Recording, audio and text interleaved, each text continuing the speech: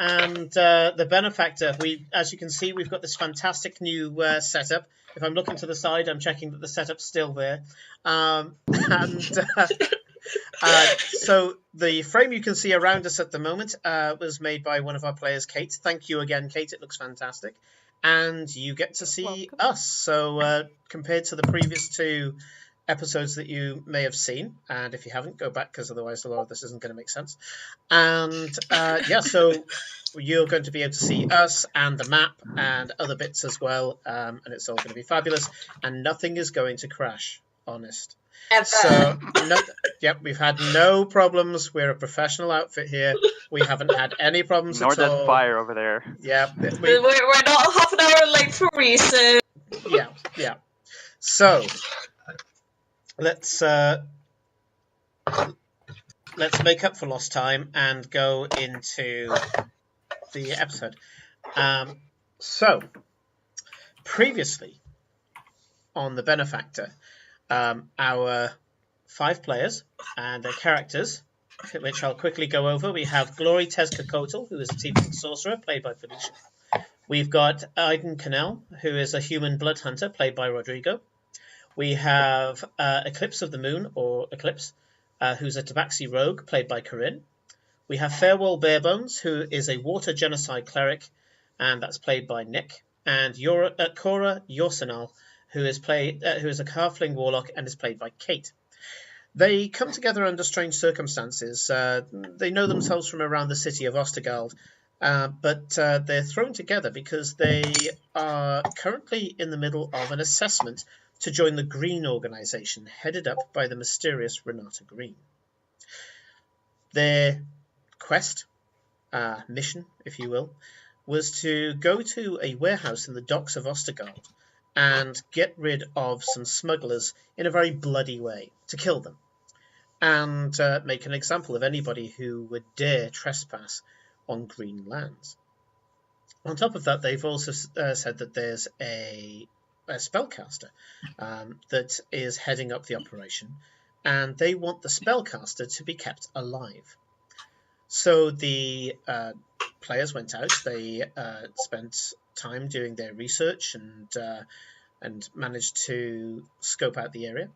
They sneaked in through various means, coming in through trapdoors and eventually through the front door, and started fighting. And now we're in the middle of the combat. You can see down in the bottom here we have a caster, which should be pinging on your screens now.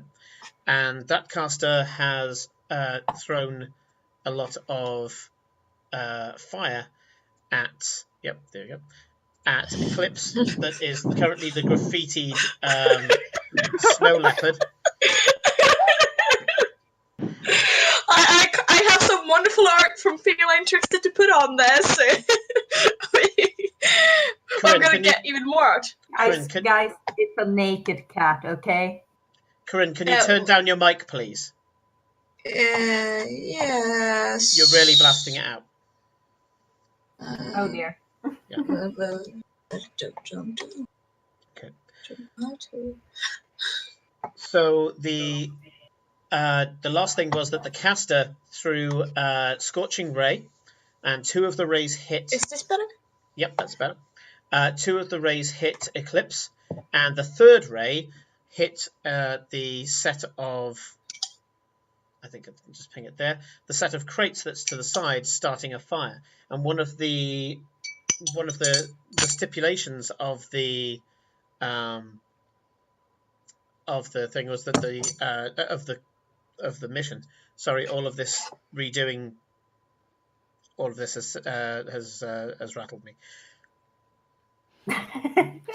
Part of the mission was don't burn down the warehouse. They were looking at Glory at the time, but it seems that somebody else has started a fire.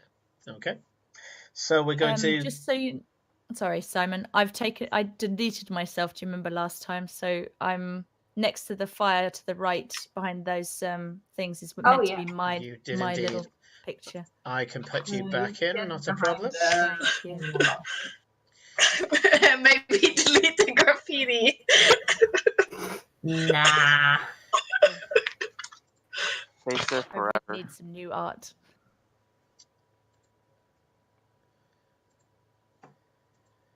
If you're not a naked cat, you're a graffitied snow leopard. I approve. Okay, that icon should be able to be controlled by you now, Cora. Okay, so the last thing to happen was, as I say, the caster blowtorched Eclipse. So we go back to the top of the shop, which is actually Eclipse herself.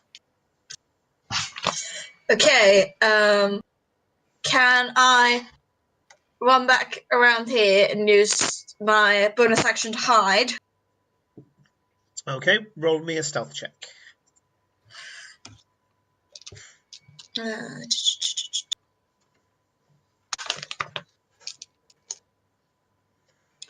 That is lots 18. 18. Okay, so noted. And if they're going to try to hunt you down, they will. Well, I'm doing the hide action, so I then can attack her with a sneak attack. Okay, I'll tell you whether it succeeds. On an 18, you say? Yeah. Yeah. You, they're quite perceptive, but no, they you dart away in a flurry of scorched fur, and they seem to lose you. Yeah. Cool. Then I'll pop out with advantage, because hooray, and basically I just through pop out here, attack. 17 plus 5 is a 22. Does 22 hit? 22. What are you actually doing? You firing a bow, throwing a knife? Yeah, firing a bow. I'm firing with my bow. Sneak attacking with bow. Sure. Okay. So yes, that hits. Cool. Remember that we're not supposed to kill her. Yep. Well, if they go down, we have farewell. It's fine. If farewell has any spell slots. Well, you still got spare to dying. That's a cantrip. 7 plus. It's not a great attack though, so it's 7. It's only 10 points of sneak attack damage though. Okay, 10 points of damage. Yeah, so the arrow hits her and buries deep into the robes. At that point, you see that she hisses and her eyes suddenly glow, and she goes, "You'll pay for that." And you've just shown that you duck behind the crates that are slowly setting on fire. I'm standing behind Quark. Next up is Glory. Yeah, okay. Recap what I did last time. I killed that guy with the X over, right? Yep, and you splashed acid. The other guy is like almost dead. Yes, you splashed acid on the guy behind him, so he has had some acid on him. Oh yeah, because you twinned. You twinned chromatic orb, didn't you? Yes. Because I'm honestly considering doing the exact same thing again, but hitting him and that guy this time. Yep. Yeah, go for it. Oh boy. Go for it then. First 2d20 for hitting with the twin spell, right? Yep. So you just roll two d20s and see if they hit. They both have the same AC, so. Let's see here. One nat 20 and a 13. What do I even have for pluses? I have spell attack plus 5. So 25 and 18. Okay, so the natural 20 obviously hits. The what was the other one? An 18. Okay, it hits. So, Felicia, for your natural 20, are you rolling the double amount of dice, or are you just doubling the number on the dice? I don't know. Simon, what do you say? Your choice, but you have to make the decision before you roll. I generally roll more dice because that's more fun. I mean, fair.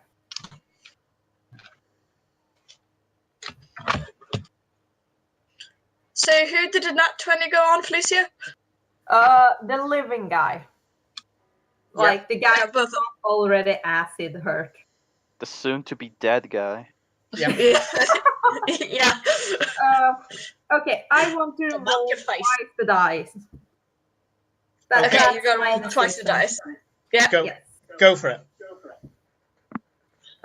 Let's see here. I'm just gonna double check.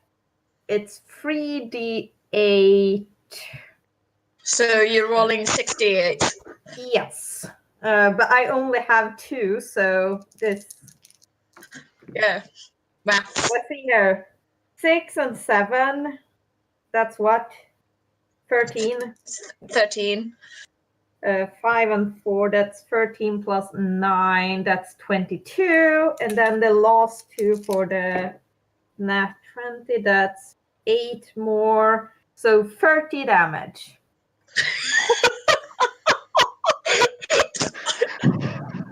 I think he's dead. Yeah. Oh no, he's not dead. He's not dead. He's super dead. Now you see, dead describes when someone is just devoid of life. Roy. What's just happened, and I'm trying to see if I have a graphic that will describe it, but I probably don't have the time to grab it, is that you watch as this sickly green orb lashes out, and you are told to make an example of them. You liquefy him. You've actually got him to minus his original hit points. You've chunky salted him. And obviously this is just an artist's impression of what happens, but it's mostly that he is just at this small pool of acid with like a skeleton garnish. Yeah? Okay. I love it. Look, for the other guy, that's 3d8. So 5 and 4, so 9. Okay, 9. That's exactly how many hit points he had left. So he's just regular dead. Regular dead. Regular dead. A little melted. Regular dead. Instead of super dead. Right, I need to make a quick check. Yep. Okay. Next up is Farewell. Cool. So I'm gonna. Sorry, go on, mate.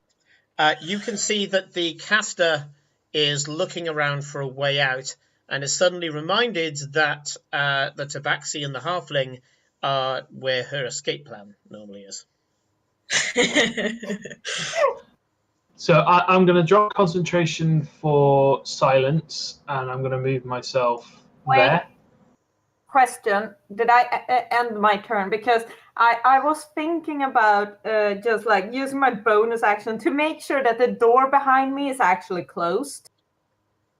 Because we didn't do that turn. No? Lost the collection of turns. Yep, not a problem, Glory. You close the door behind you after obliterating somebody. You kind of close the door as if to say, "You're mine now." Oh, great. This is so great. I'm going to need a mop after this. So I've dropped concentration on silence. Sure. Farewell's going to move there. I'm going to cast... Excuse me, where's it gone? Create water. Mm-hmm. And I'm going to create a 30-foot rain cloud over the top of the fire. I'm sorry, but that does mean that both Cora and Eclipse are probably going to get soaked, and I'm going to basically dump 10 gallons of water in that area. So we're gonna smell like wet cat when this is done. Yeah. Thankfully, wet cats don't smell as bad as wet dogs, so That's true. we have an advantage. Yeah. Okay. Do you need me to roll anything for that, Simon? No. You're a water genasi. It's very easy for you to do this. So yeah, you pour a large downpour.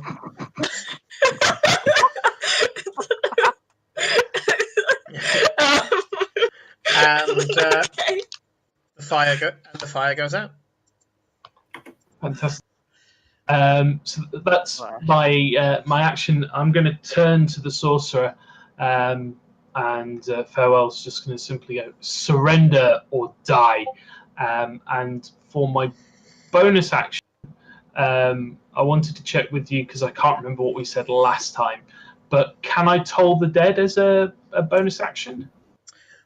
No. You can only do. You can. I don't.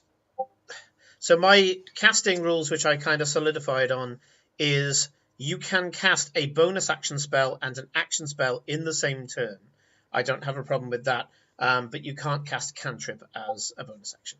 Okay, unless that cantrip actually requires a bonus action. Right, let me check my bonus action. So you can off dying as an extra thing because that's a bonus action. In that case, I will use Healing Word instead. Sorry, because that is a cantrip. That is a bonus action for me to Absolutely, do. yeah. And I will. Healing Words are slightly singed, but now very damp. Tabaxi Rose. Thank you. Yep. So that's 8 points of healing you take. Yay! I'm at 14. So that's my turn. Okay. Next up is Aiden. Hello. All right. I look at the sorceress. I think that's what she is. And I'm gonna use Blood Curse of the Binding and say, okay, please stay still for a few minutes, and I'm gonna amplify it so that it lasts indefinitely. I think that's, if I remember correctly. Okay. So I think I have to make a saving throw. Yeah. First of all, I'm gonna take damage because I'm amplifying it. That's two hit points. That's not too bad. It's not. It could be worse. Yeah, and yeah, you have to do a strength saving throw. Okay, strength. Oh wow. 20. She. Yeah, she thrashes herself out of it, and she's. Okay, interesting. Cora. Unless I have a bonus action to do. Sorry. Yeah, sorry. In that case, carry on, Aiden.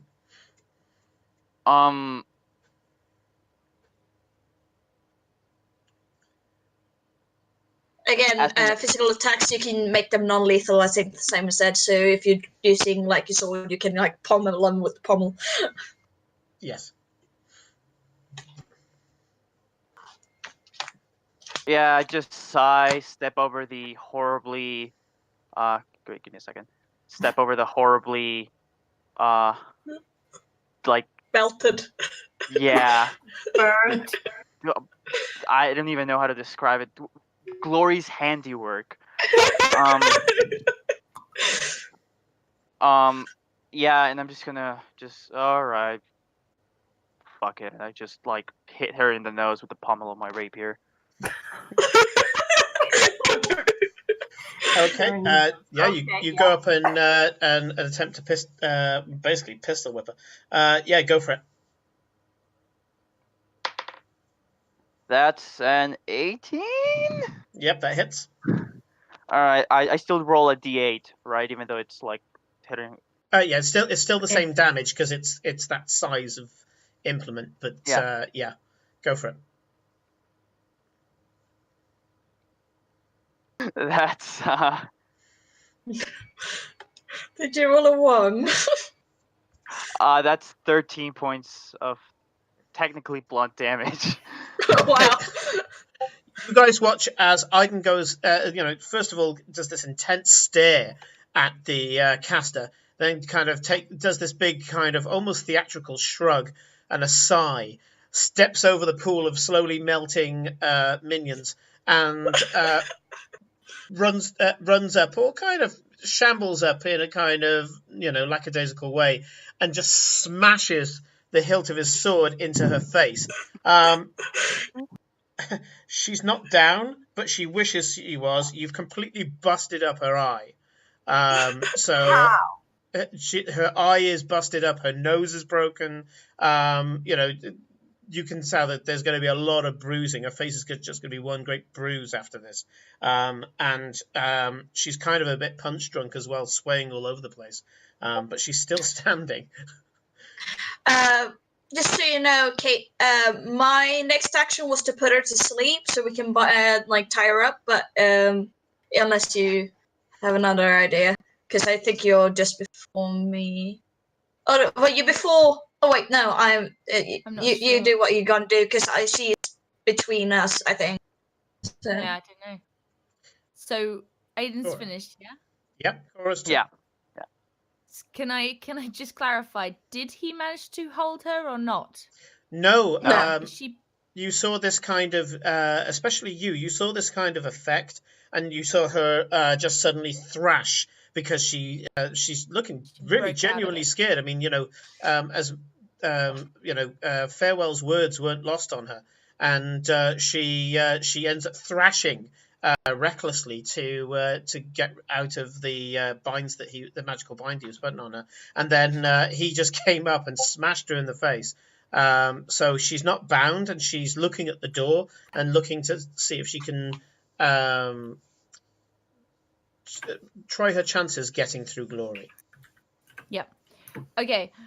Then my poor sprite Owen has been swept away in that water download. I think she was on top of. She was here, there. Oh, can't ping. I don't know. She was there, on top of near the fire. Yeah, there. Yeah. Why can I not? I've not got something highlighted, probably. Anyway, yeah. Cora is going to come down here next to Farewell. I'm not sure if I can kind of half hide behind him, but I don't think she would actually, because I think he's probably more vulnerable than her. So Cora's going to come up next to him and cast Hold Person. Ooh. Fancy. Absolutely. Go for it. So actually, it's a saving throw, isn't it? Wisdom saving throw. Wisdom.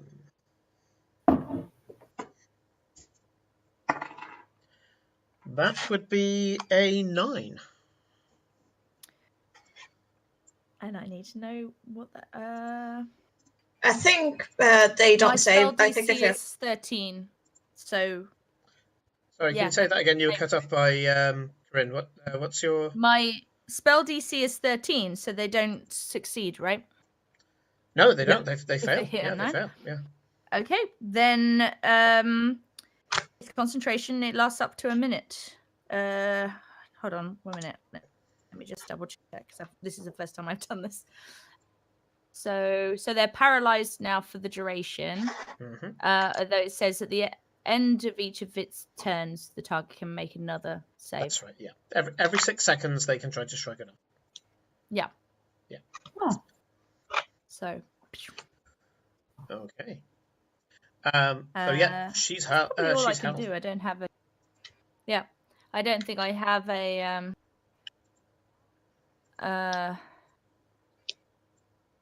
Yeah.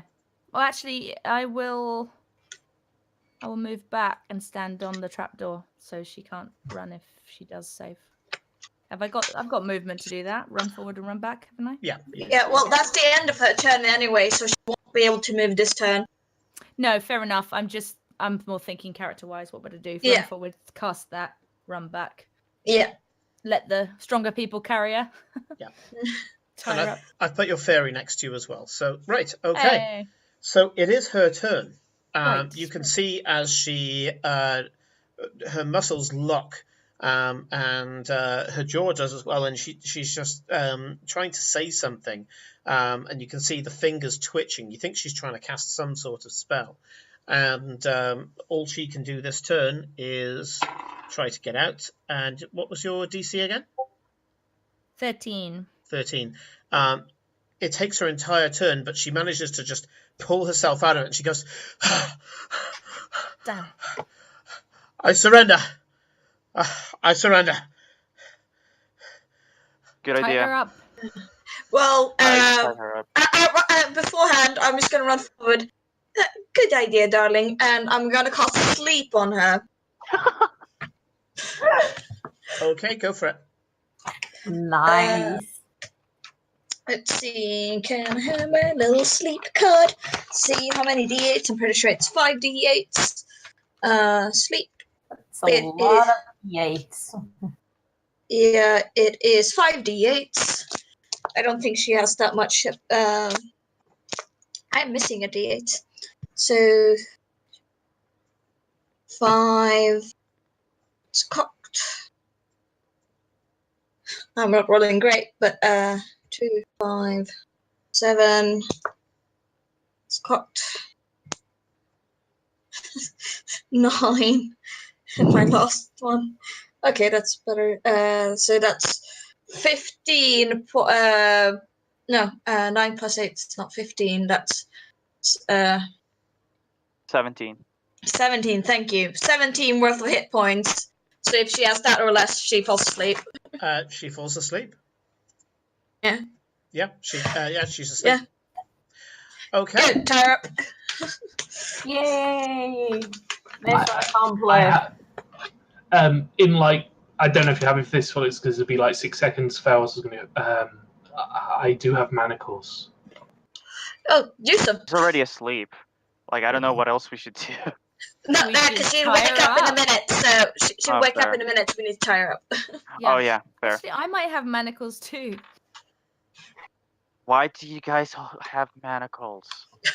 I am wondering that as well.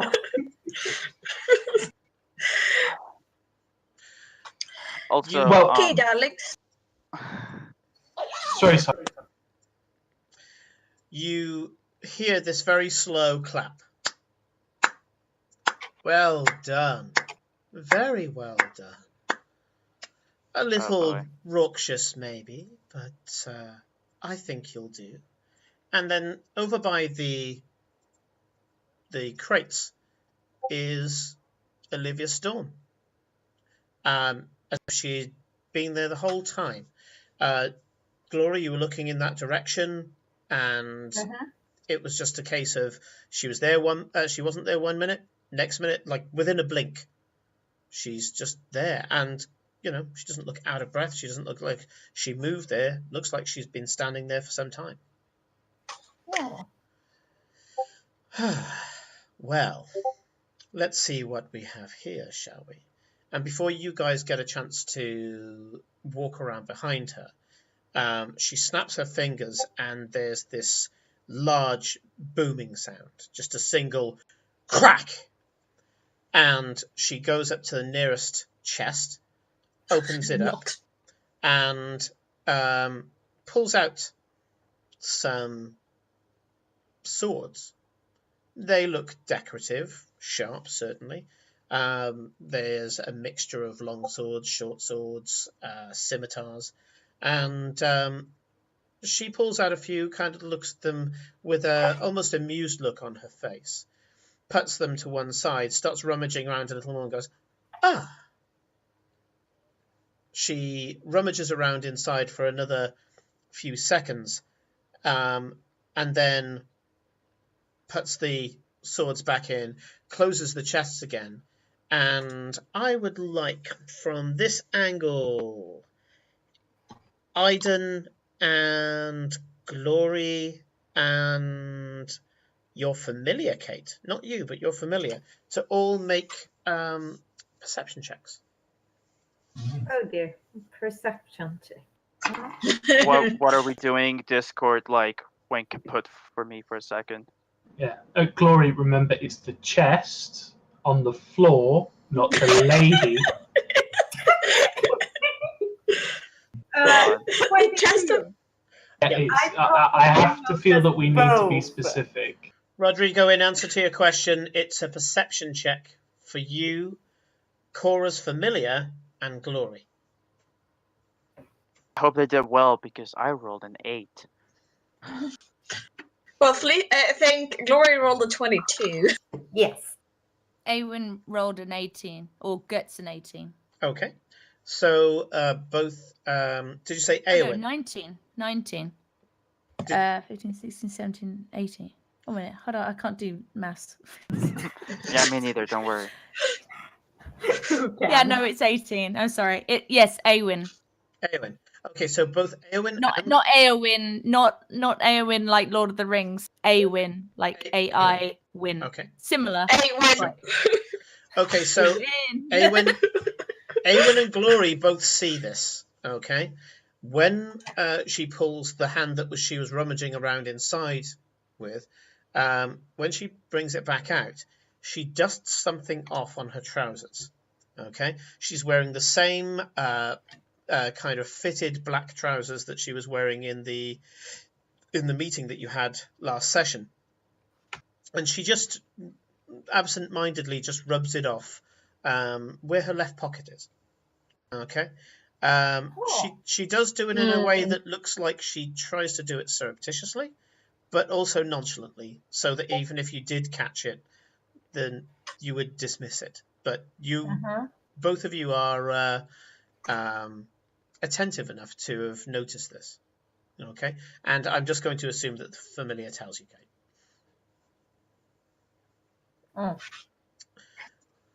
So, to the victor the spoils.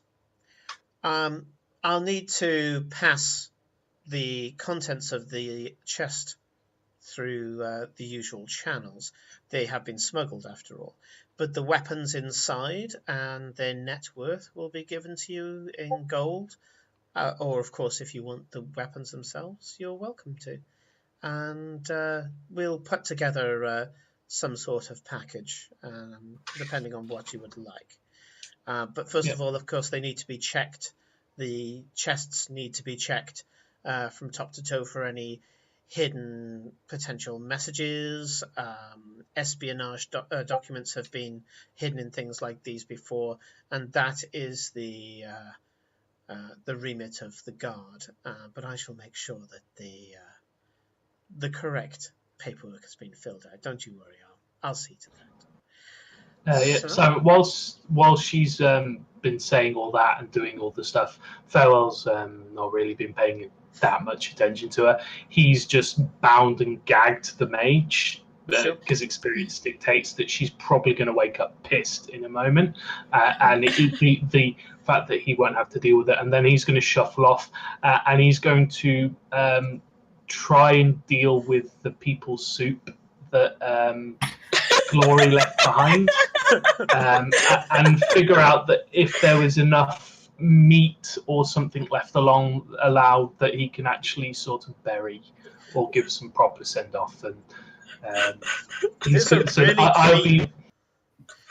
there's a really clean skeleton.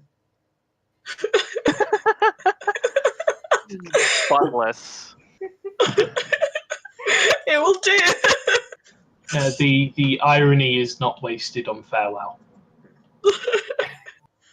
So yeah, I'll gather them all together, and I'll also probably want to look for something to carry them in that's discreet, like canvas sacks basically that I can start putting them in, and a spare one for the guy that we shoved in the sluice gate.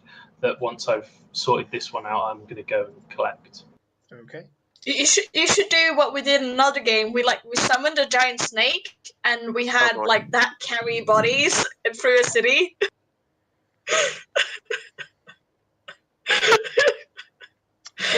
Do we even have anyone that can summon snakes? Because snakes are cute. Summon snake. Summon snake. I think that's that only rangers and druids can do that, unfortunately. So. Sorry, Simon, you were sad. So the the doors are opened wide, and some what seems to be labourers come in, and Olivia says, these 3 chests here to the usual place. We've got 2 corpses there, and one that's... no, that's beyond any form of display. I think cut the heads off the 2, and can we mount spikes on the walls? Yes, miss. Yeah, we can. Okay, just on the walls for a couple of days, and then send them off to the Raven Queen Temple. Once I'm done, don't even look up. He's just like obsessed with his work. He just raise his hands. Once I'm done. Of course. So, how was it for you? Except for some burnt fur, I'm alright. I would say that you came out quite lightly with it. There's, of course, always going to be a little bit of collateral damage in business like this.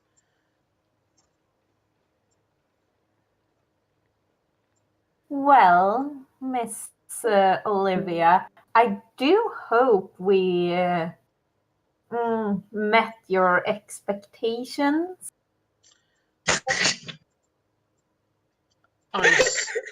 I'm suitably sated. Put it that. What happened with my picture there? We lost our Rodrigo, by the way. I think his internet might have winked out. That explains the frames. Yes, all the frames have gone weird because Rodrigo isn't in here. Well, he'll probably rejoin soon, so... Yeah, and then everything will just go back to normal. Okay, so she says, what did you think of the nature of the work? The nature of what? The nature of the work. Well, you know, it's kind of interesting that this place seems to have been used for quite a time, and you guys haven't done anything about it, so I don't know. Was this real or was it not? Oh, I assure you, this was perfectly real. We needed to not use this place for a while. It gained a bad name, a bad reputation. So we...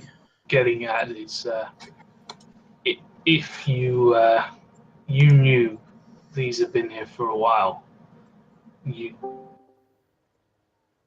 so why wait? Why wait? Yeah. No, we knew of this. The first we knew of this was when we employed you to it. It was just a convenient task, the first task to come up to try your hand. Well, I think we did pretty well. I agree. I think you showed a certain amount of style.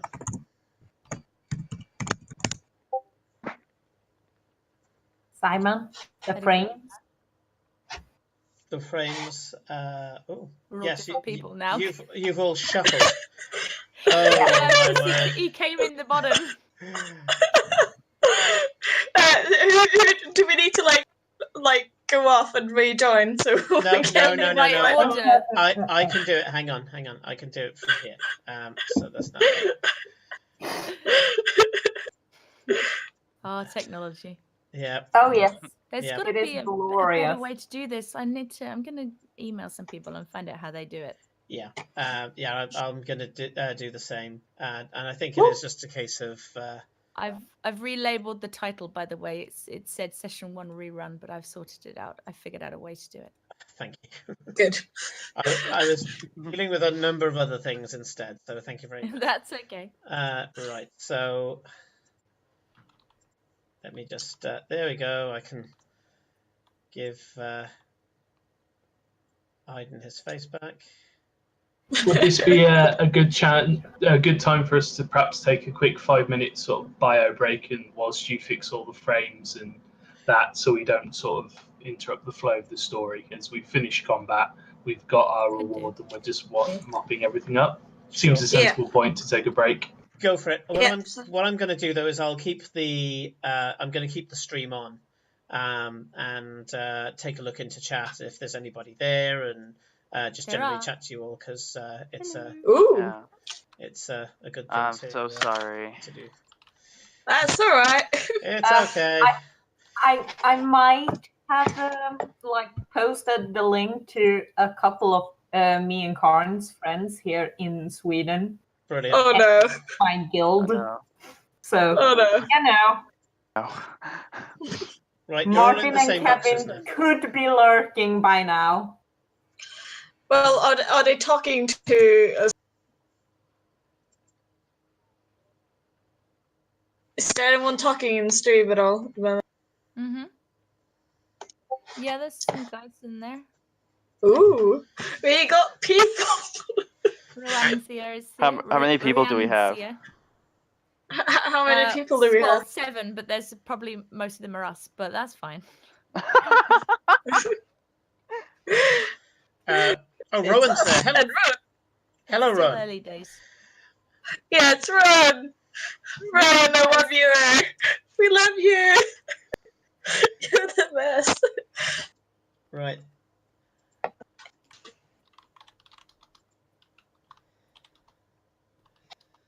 Let's do a couple of other things.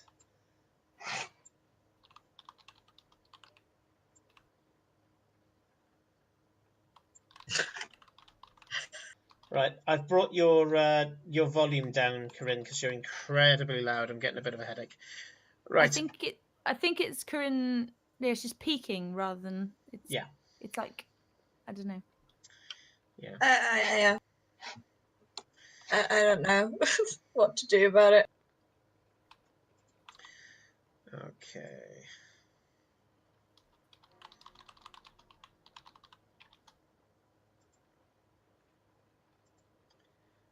Right. Curious to see Simon staring into inside the screen. Right. So yeah, I can see Rowan replying here. So we've had a bit of chaos with this new setup, but I really love the look of it. And again, Kate, really grateful for you throwing this in. So thank you. And it's nice to see this taking off. So the Benefactor, I think I've said this to the players, but I'll say it to Rowan and anybody else who watches after this. The Benefactor was for the fact that I didn't really make a city game in a long time. One of the first games I ever played was a city game, really enjoyed it. And some of the challenges that you get in a city, as opposed to going out in the countryside and murderizing everything that has a pulse, the challenges are very different. So you have to be subtle, you have to not break laws, there's all sorts of other things. And I'm told that Dungeon Heist is very much the same thing, in that there's laws and you can't just solve everything by swinging your axe. So it's good. Yeah. Oh my God. Yeah, putting the faces in the first place is why we started late, Rowan. Rowan, sorry. It took a while to get everybody in the same place. So you couldn't see it, but basically there were like a million fires, and mostly Simon just panicking about putting every single one out. Yeah. That's fair. Yeah. Right. Sorry about that earlier. My webcam decided to take a dive off the computer. Don't worry. I've been fighting my internet the entire day.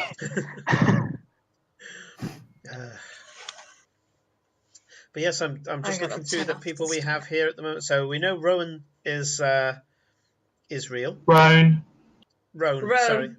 Rowan. I think that's probably a Wenglish thing coming out.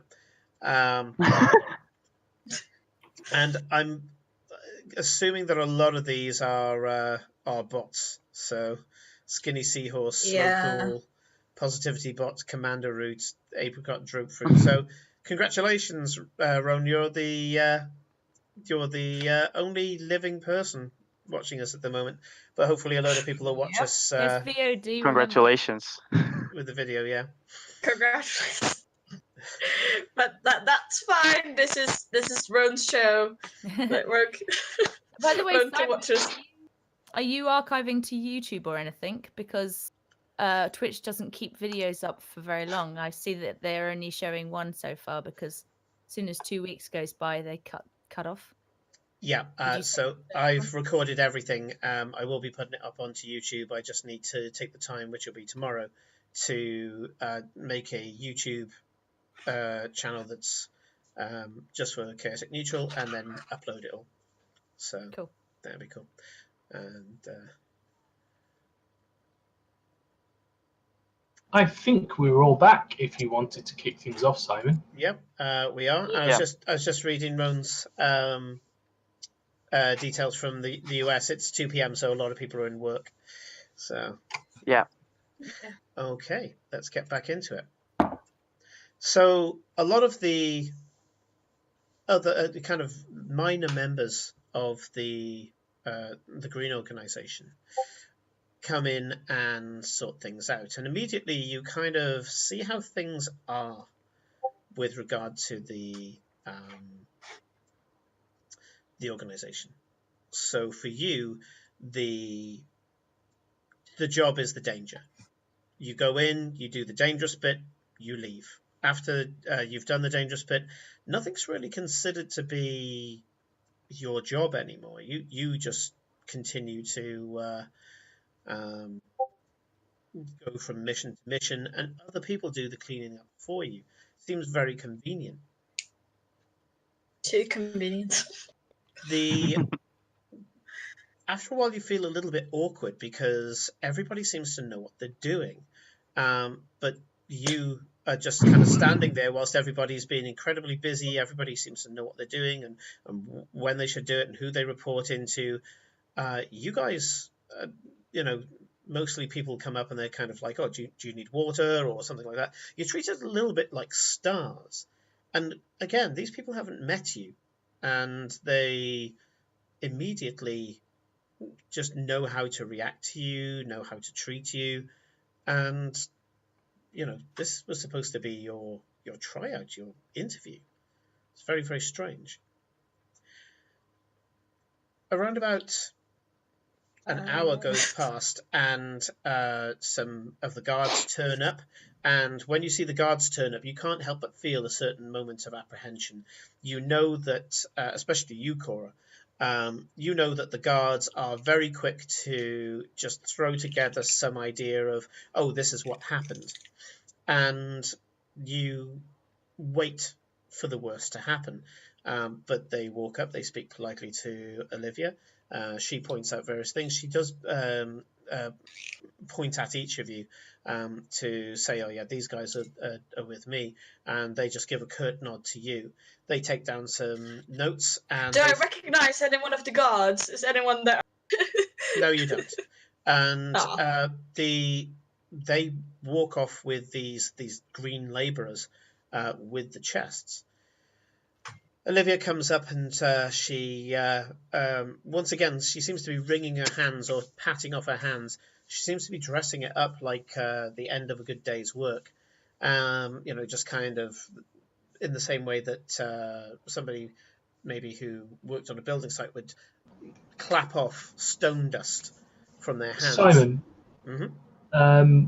would I know? I know I didn't see the previous one, but would I notice this behavior? Would I see the dust, and would that trigger anything in my head? There doesn't seem to be any dust per se, but she's acting as if something that she doesn't like is on her hands. I'll give you that just straight off the bat. That maybe she put her hand into some of the ick, some of the bandit soup. Yeah, she's acting as if she wants to wash her hands. Were we allowed to go and look at the swords and stuff that were? It was kind of inferred by Olivia that you wouldn't. But if you wanted during this hour to go up and ask to speak to to look at the swords, you absolutely can. Do you do that? Yeah, I'll go and see I'm allowed to look at what. She said they're ours, so. When you ask her, she says, "Oh, but of course. I just need to take a few out. They are evidence after all, but I can take out a quick sample." She opens up one of the other chests, not the one that she previously opened. She snaps her fingers, a loud noise, bang, goes off, and she opens up another one of the chests, and she hands you a scimitar, a dagger, a short sword, and a long sword. Excuse me. And yeah, they seem to be of fine craftsmanship. They'd probably fetch a really good price in the city. And she hands you these examples that you can hand around each other and kind of see the type of loot that you've got. But she does close the chest after taking out those samples.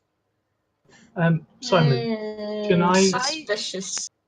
Can I move over to sort of farewell shuffles over to Cora? Sorry, Kate, did you want to go? I was just going to say that I think while this is going on, the fact that Awen already saw something slightly weird, I'm going to sort of have suggested to her to keep an eye out, and maybe she's somewhere where she can get a bead in when the chest is opened, just to look from a distance to see what she sees. Okay. In that case, I will allow her, because she's allowed to flit around, and Olivia's already seen her, but fairies will be fairies. She's flitting around and generally being quite playful. She's been a fairy, and so I'm going to let her do another either perception check or insight check. A perception check or investigation check. She can also go invisible, so she could potentially do that. If she does that, she can go up close and personal. I will certainly allow that. And if she does that, then I will say advantage. Yeah, I think I will suggest to her too, because there's so many people coming in and out, and the guards and everything. I think I wouldn't want her flitting around too much, because she's not usually flitting around, obvious. That was going to actually be. Sorry. Yeah. So I think she's gone invisible. Like when Olivia turned up, I think because she was probably, I think she'd got swept into a corner with the rain. That's what I decided. And so I think she just went invisible when it all went down. So okay. So what have I got here? She's got perception. Oh wait, what's insight on the? I think wisdom. Good. Huh? Wisdom. Wisdom. Okay. Okay, 13. I think perception is going to be better because she gets a +3. So 13, 14, 15, 16. Her perception check.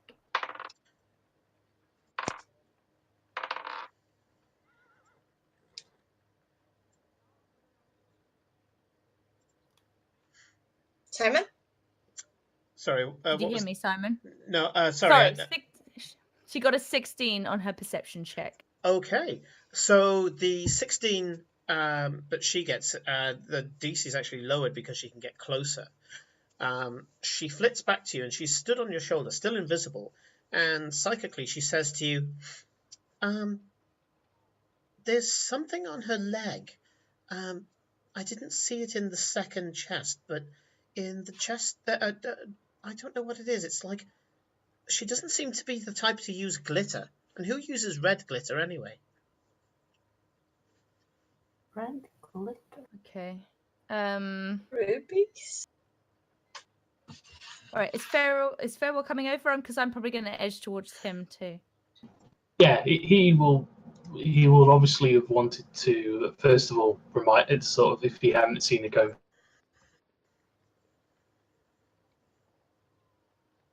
Oh no! Her. Oh no! Oh, my back. Sorry about that. It's my turn for the internet to start playing up. I pretty much guessed what you were saying, which was to remind me that Owen's around. Is that right? Yeah, it was to sort of say she might want to hide. And Yeah. sorry, I almost drowned her. I forgot she was there. Yeah, I'll be like, yeah. We both felt that. So I'm gonna kind of like pull him sort of away so that we have like find a quiet little moment and just be like, she's seeing a red kind of glitter on Olivia's trousers. What would that be? Would I know of anything that would not obviously gem, but that would be a red powder, be it legal or illicit? As you know, as a player, I'm not sure what. For example, if it was Maybe drugs, would I sugar. know? Yeah, or red sand, for example. So for you, Farewell, that would be a religion check because you're consulting your trade. Okay. Yeah. Moon sugar. Well, it's going to be good because that was a natural 19, Nice. plus 6, so that's 25. Wow. Okay, 25. That's incredibly high. So at first you're there kind of going, no, I can't think of anything red glitter, something specifically that glitters. And then you get this theory, and it is just a theory. You have heard of something. Now, have all of you as players, I know that Corinne will have heard of this, but the rest of you, have you heard of residuum? No. It rings a bell, but remind me, please. Okay, so residuum is a dust that is made by distilling sources of magical energy. Sometimes they collect in crystals.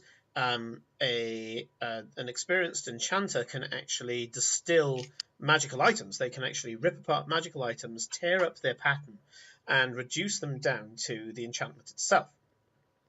So disenchanting. So when you disenchanting, to use the World of Warcraft term, but this is something that's always been in D&D. Well, from about third edition onwards, and that is that the thing that they use to enchant is this dust, effectively like a gold sparkling dust, like fairy dust, to draw on my many times of watching Tinkerbell and the Neverbeast. So it's not crazy, you just have a 5-year-old daughter. So the thing that you're theorizing, Farewell, is that it could be a variant. However, you've heard stories of variants of residuum. Residuum only comes from a few sources. There are some naturally growing crystals that are alchemically changed.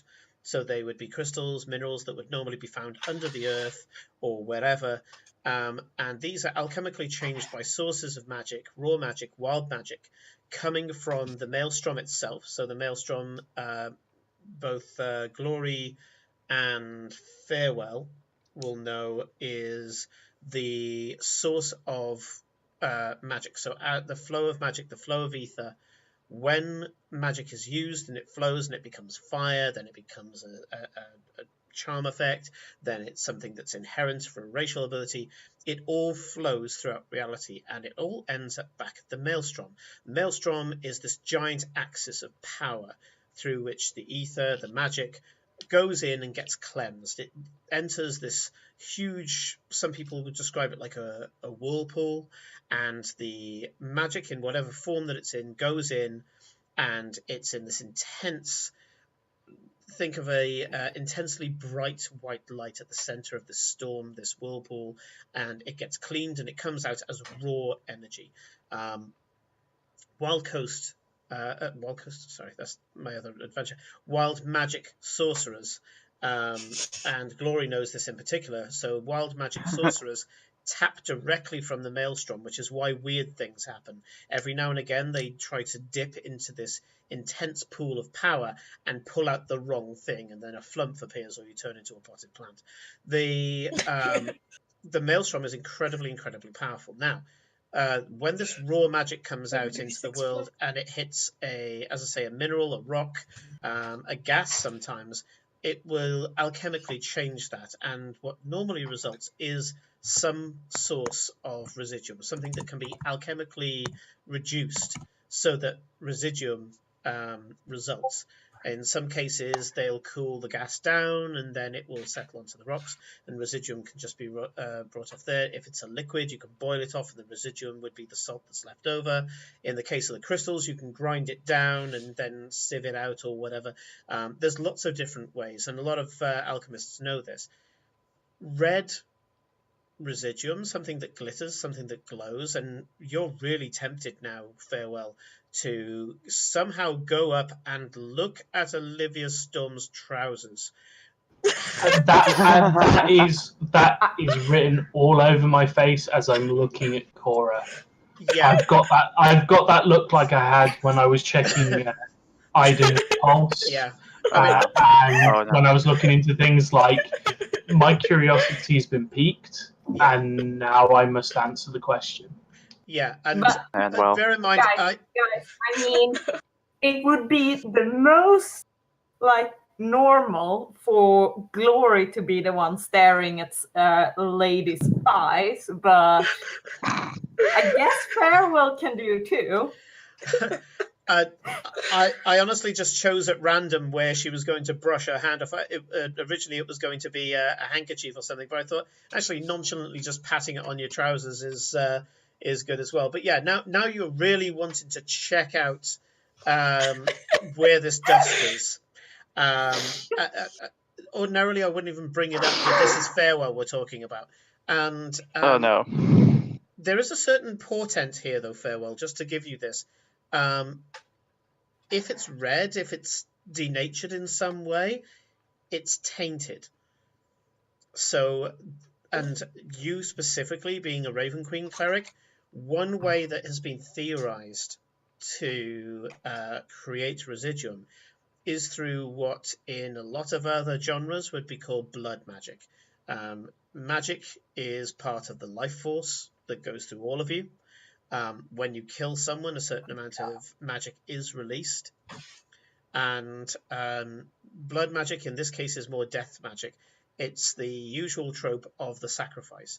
In order to gain large amounts of power, to feed rituals, sacrificing a life, ending a life, at that moment of death, a large amount of energy is released. It's normally just pulled back into the maelstrom, but a practitioner might be able to wield that to, as I say, power a ritual, or in this case, use that explosion of energy instead of just letting it go harmlessly into the maelstrom, but allow it to alchemically change something and produce large amounts of residuum.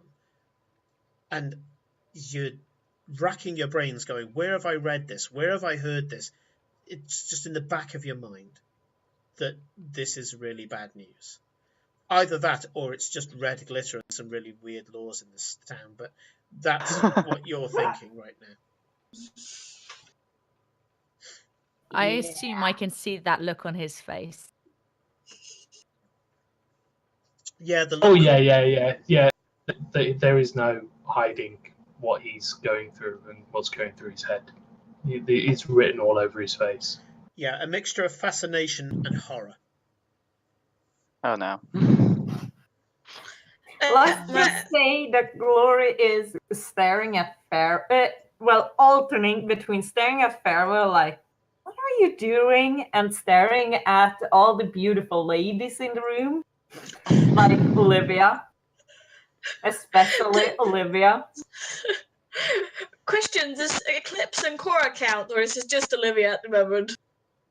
Well, there's some fascination with Eclipse and Cora, but Olivia is holding like the top spot. I don't think Glory has done it with a cat before, and oh no! secretly a little bit tempted. Oh. Anyway, Eclipse is checking out the swords and stuff. It's just normal swords. It's not like +1s and +2s and whatever. It's just normal swords, are they? Yes, they are regular swords. Yeah. Yeah. Yeah, they seem to be. They seem to be mastercrafted in a way, but in game terms, there's no kind of +1, +2. Yeah. Cool. We're gonna sell them. Cora's gonna see this reaction to Farewell and be like, "Do you need to see this stuff?" Yeah, I need to see this. Okay. This is. Wait there. I am going to telepathically tell Awen to try to get a sample but not touching it while staying invisible, while I'm going to I can't remember, am I charismatic? Is that a word? Yeah, charismatic. Yeah, I'm not too bad. I'm gonna just jump up onto the crates in the middle of the room, nearish. I don't know where she is right now, but I'm assuming she's still near to the chests and stuff, and just kind of leap up and be like, "So, this is all very interesting, and lots of people are coming and going, but what happens now?" And try and distract her basically, while Eowyn tries to flit in and stealthily kind of get some of either wipe it on herself somehow or something. I don't know. I've tried to sort of say, I'm not sure what it is. It might not be nice, but let's try and grab some. Okay. I'm going to say that you use the help action effectively. So Eowyn is now trying to go up and get just one grain of this strange red powder. So I would ask you to do stealth. Is not going to be a problem here. She can turn invisible. What's going to be is the most delicate of delicate touches. So I want her to do a sleight of hand check. So I want you to roll her dex modifier +2, and then with advantage.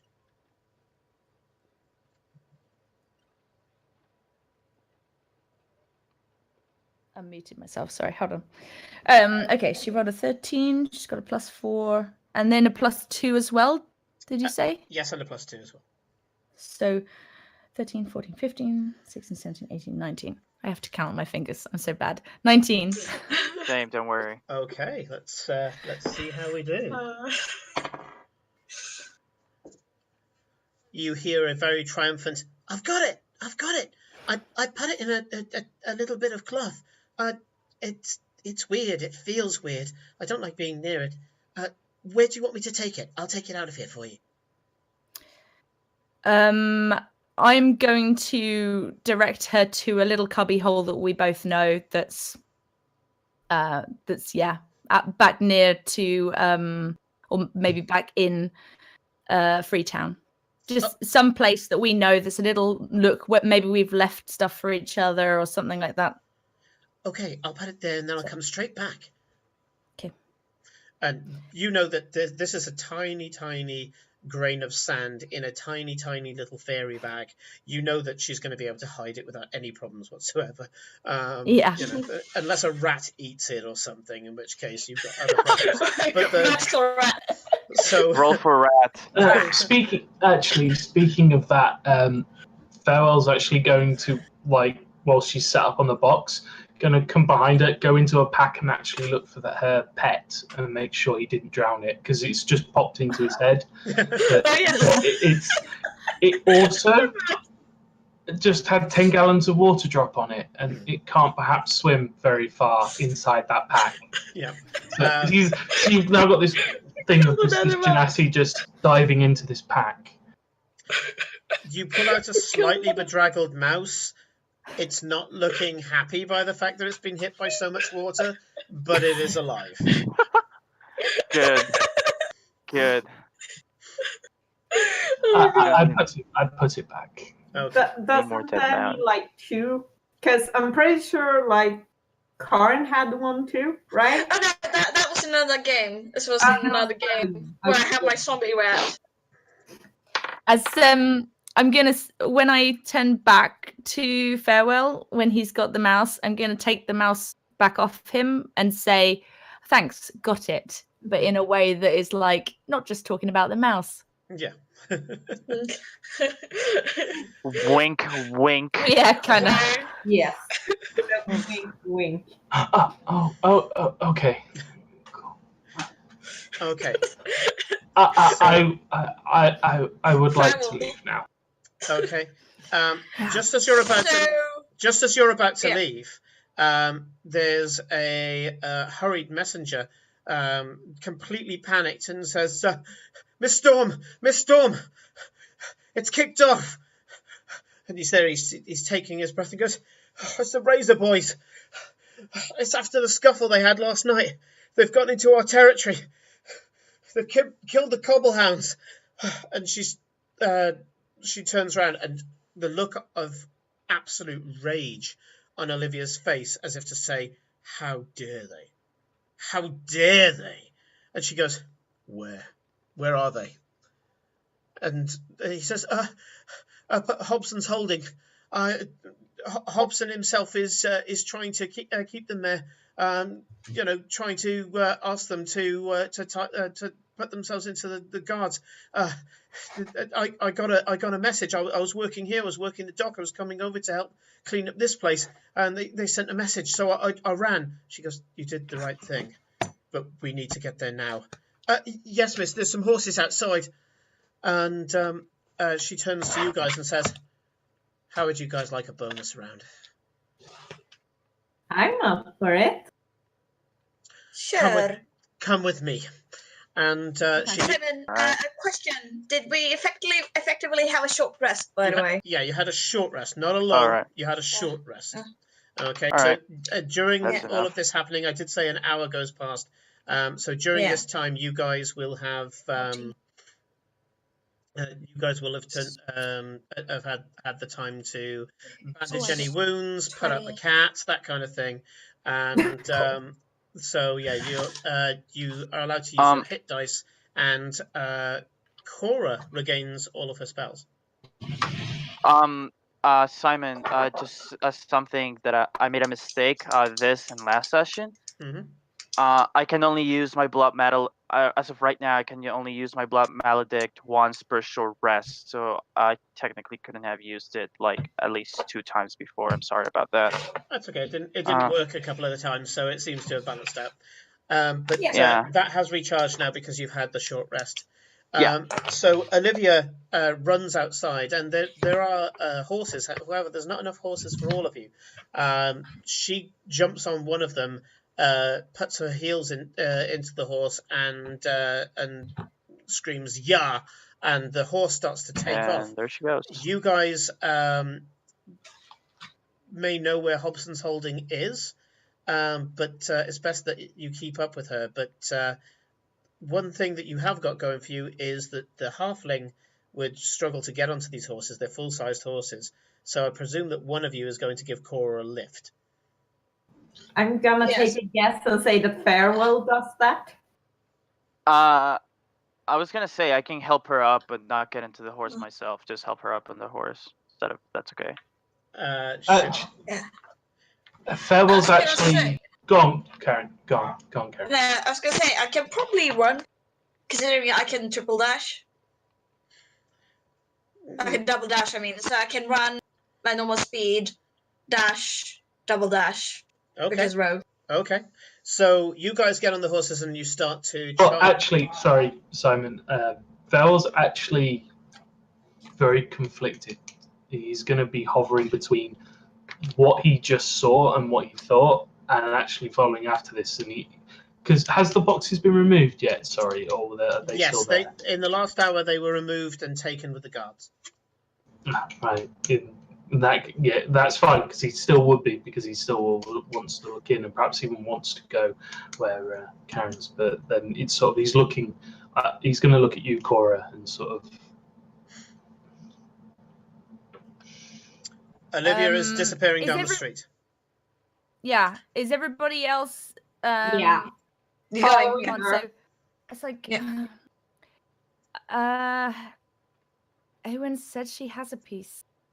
I guess we have to trust that. I don't know if there's remnants on the floor, but I don't know. Is this part of the test? I don't know. Let's go, and I'll get on the horse. It's fine. Run. I get up onto the horse and we'll share. Simon, for my first round, I'm gonna use feline agility. So I double my running speed for the round, which means I go 60, 120, 180 feet in one run. You run very fast. Yeah. Running around at the speed of sound. Okay. Simon, I have an important question. Yes. Do I need to roll for Glory flashing people when she tries to get up on a horse?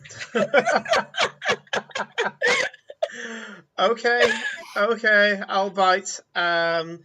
Give me a. I guess it would be. Give me a. It is actually a style thing. So I'm gonna say it's a. Actually, no, you're getting on a horse. It's a dexterity thing. Give me a dexterity saving throw. Yes. I think your dexterity is like 11 or something. I'm just like, this is a part of her life. Just like, okay, it's a nat 20. I don't flash anyone. Yeah,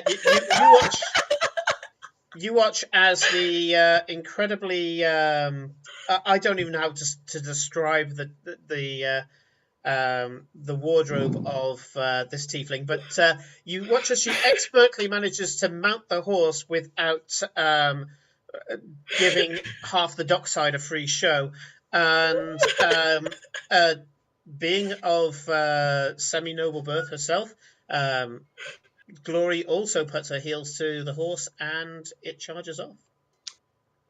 So the rest of you are going. So I want everybody apart from Eclipse to roll an animal handling check as you're trying to guide these very, very fast-running horses through the crowded streets of Ostergald. Can I grant Farewell advantage by helping in some way? Are you on Farewell's horse? Yes, I think so. Didn't we decide? Yeah. Okay. Yes, in that case you can by pointing out things. So you're doing the help action. You can do so because you're close enough to him. There are times when you feel like you're actually he's kind of steering the horse and you're steering him by grabbing hold of his shirt and kind of pulling it a little left or a little right sometimes.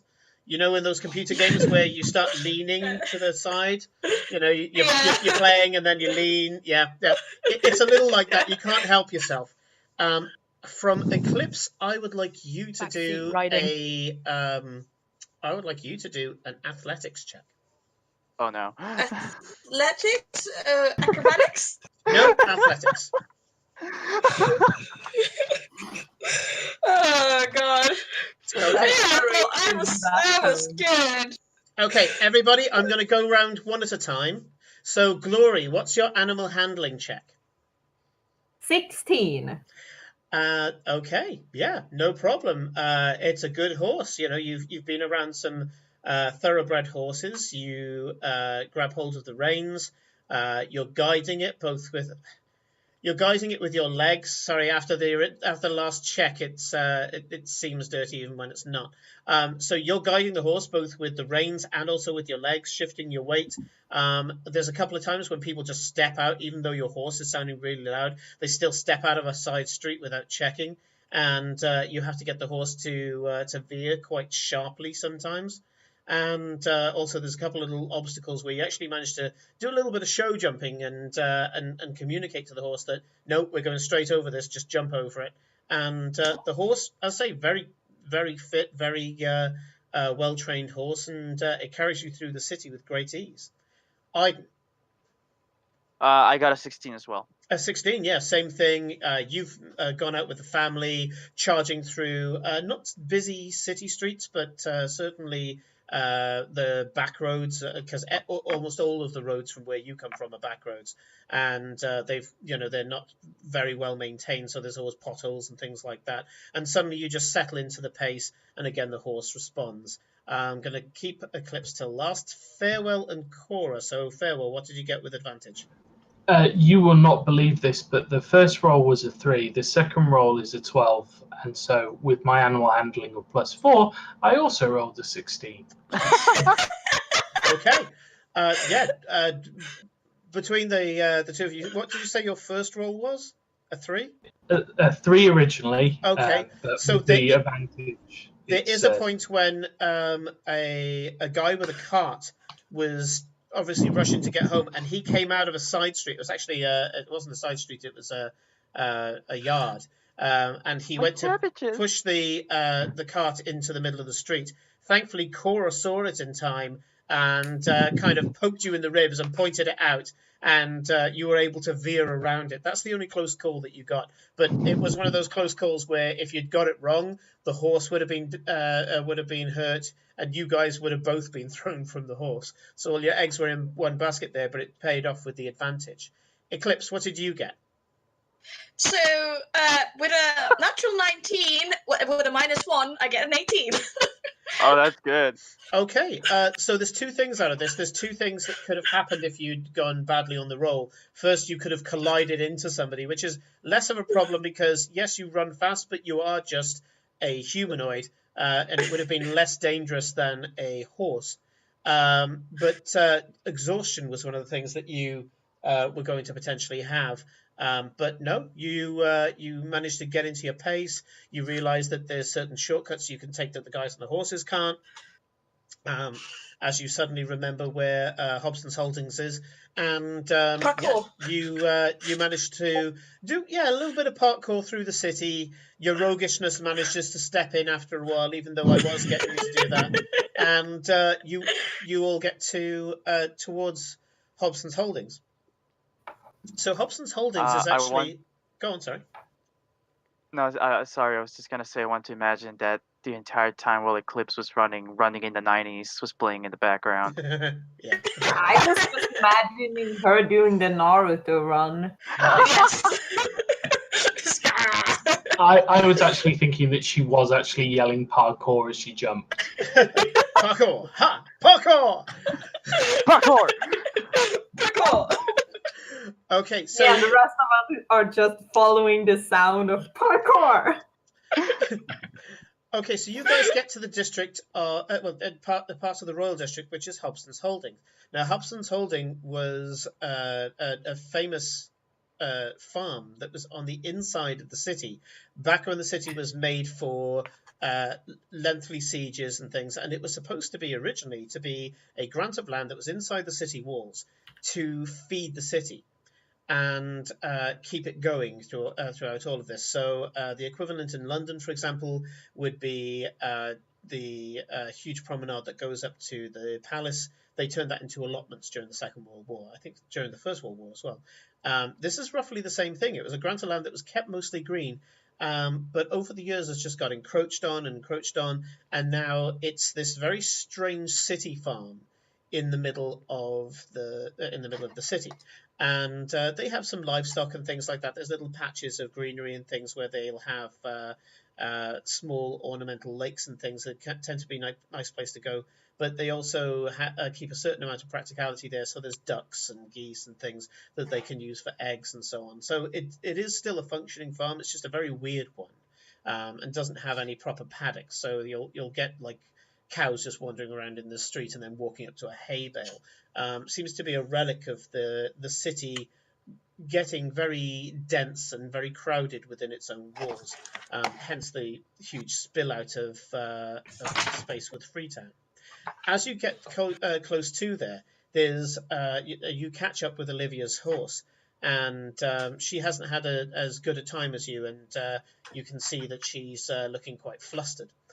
As you get up to this area, there's a guy on a horse that charges straight past, almost at right angles, and she suddenly just kind of flicks her hand behind her, and you all hear the same message as she uses the message cantrip, and she says, "That's him.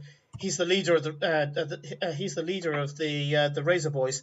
I'm gonna head after him. If he gets back to the Liberty Quarter, if he gets back into the King's territory, I'm not going to be able to do a damn thing to him.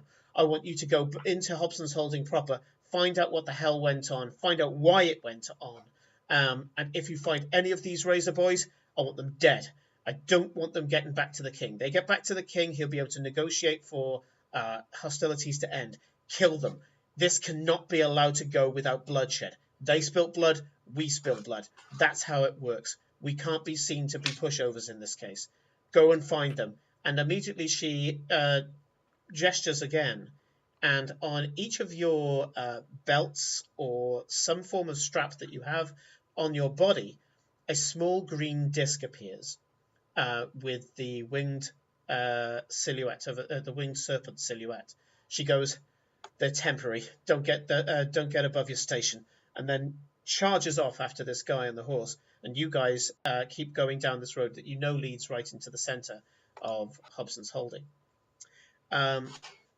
Hobson's Holding is still held by the Hobson family, just a bunch of human farmers who have managed to, just over the years, figure out a way of making a farm work in a very dense city.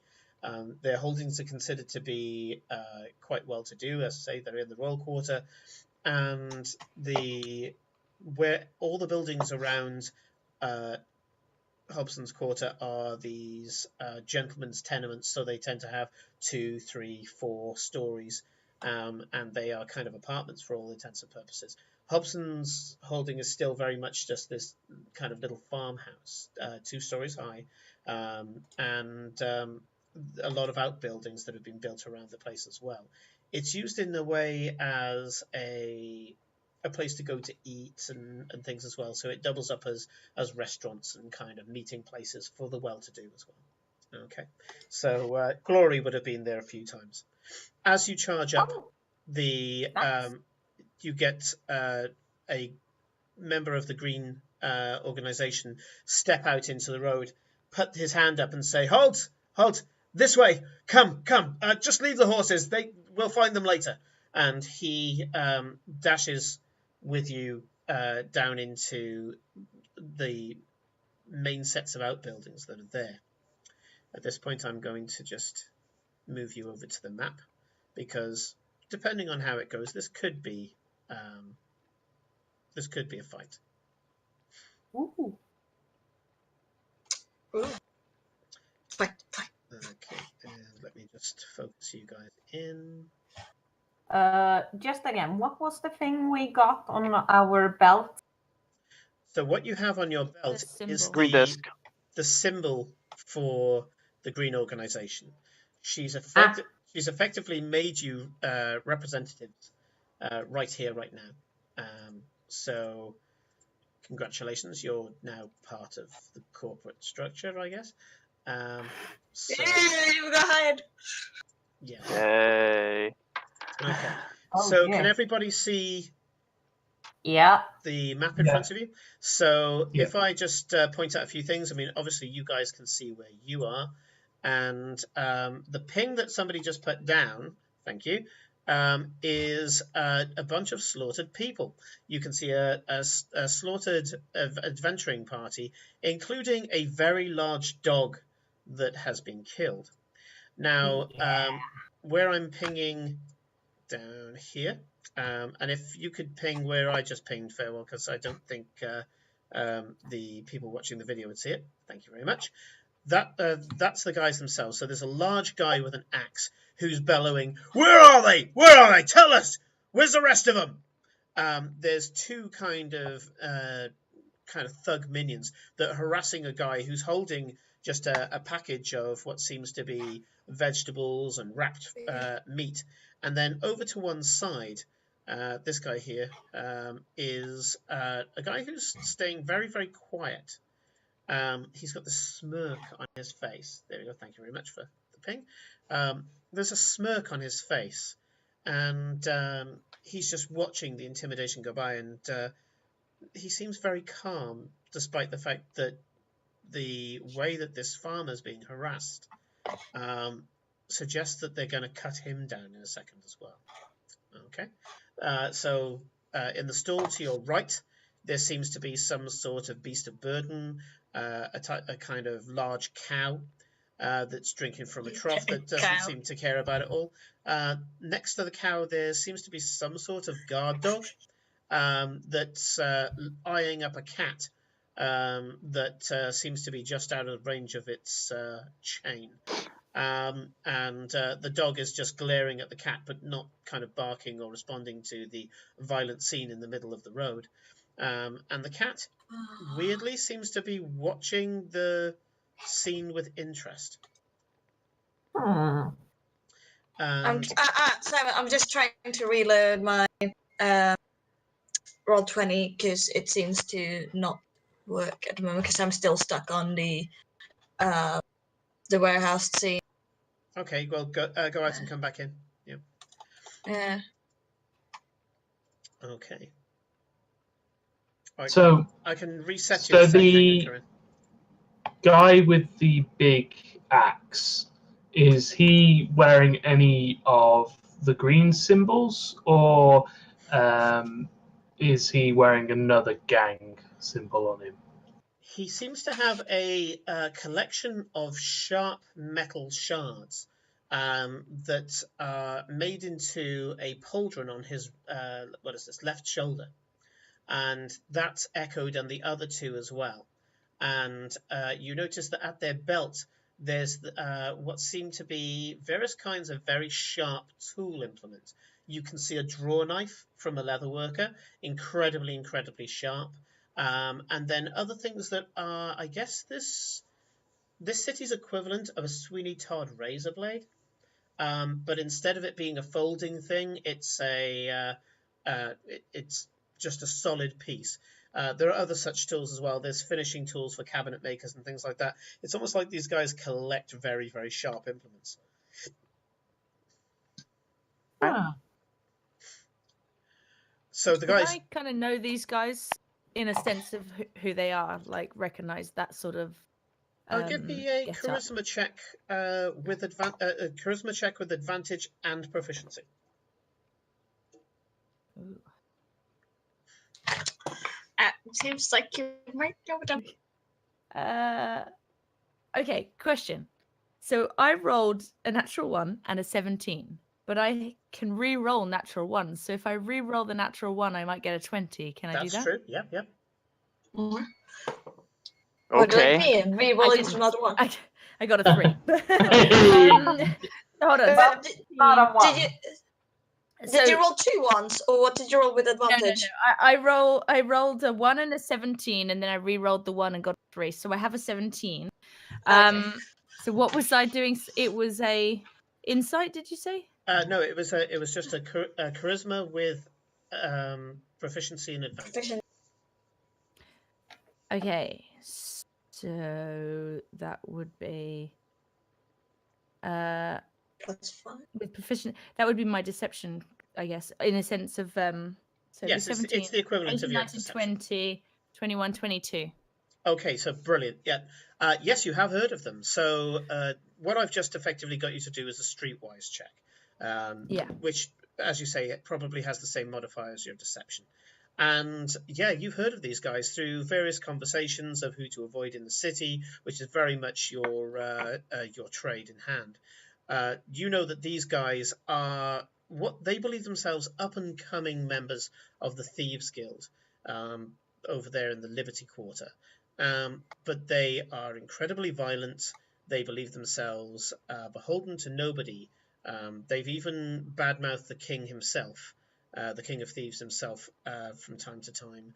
And they have a reputation for being incredibly violent, and they will suffer no slight whatsoever. They are employing a tactic which seems to be very, very useful in the city, and that is of keeping a reputation of zero tolerance. So you mess with them, they will make you bleed. And yes, they have a motive called the Razor Boys. They have a motif of slashing people with razor blades, cutting them up, giving them hideous scars, not necessarily killing them. Normally, if someone goes and this is the story that you've heard, is that somebody did call them in a tavern a bunch of mindless hooligans, that they were violent and sick to the soul. They put out the word that they were going to find this person and kill them. He offered an apology and even paid some gold in recompense for the slight. They accepted the gold, they accepted the apology, but not before mangling his face with razor weapons. And then they dropped him off in the street, unconscious, not kind of 0 hit points unconscious, but just knocked out, so that he would wake up in the street. And he was topless from the waist up, and carved into his chest, again using the same razor implements, were the words "apology accepted." They believe themselves to be pretty much immortal in this city, and they seem to be the type that would one day even challenge the King of Thieves himself. Were these the ones that were dead, or the ones that were alive? The ones that were alive. The ones that are in front of you right now. Those are the people who are threatening. And the ones who are on the floor, you've heard of the Cobble Dogs as well, Cora. The Cobble Dogs were actually a bunch of green organization troubleshooters. So if there would be any... green. So if somebody was being threatened, they would make sure that that person was protected. If somebody hadn't paid Renata Green, they would turn up and convince them, or take assets to cover the amount lost. So they would generally just represent her. They could be violent on occasion, but mostly they were quite charismatic. And what was it, a 22 that you got?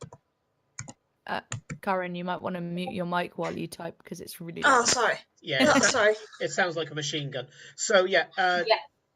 The 22 was the roll. 22. Okay, that's how much you get. I would have given something extra for 25, but 22 definitely. And so the guy who is running up with you, he says, "Do you know much about these guys?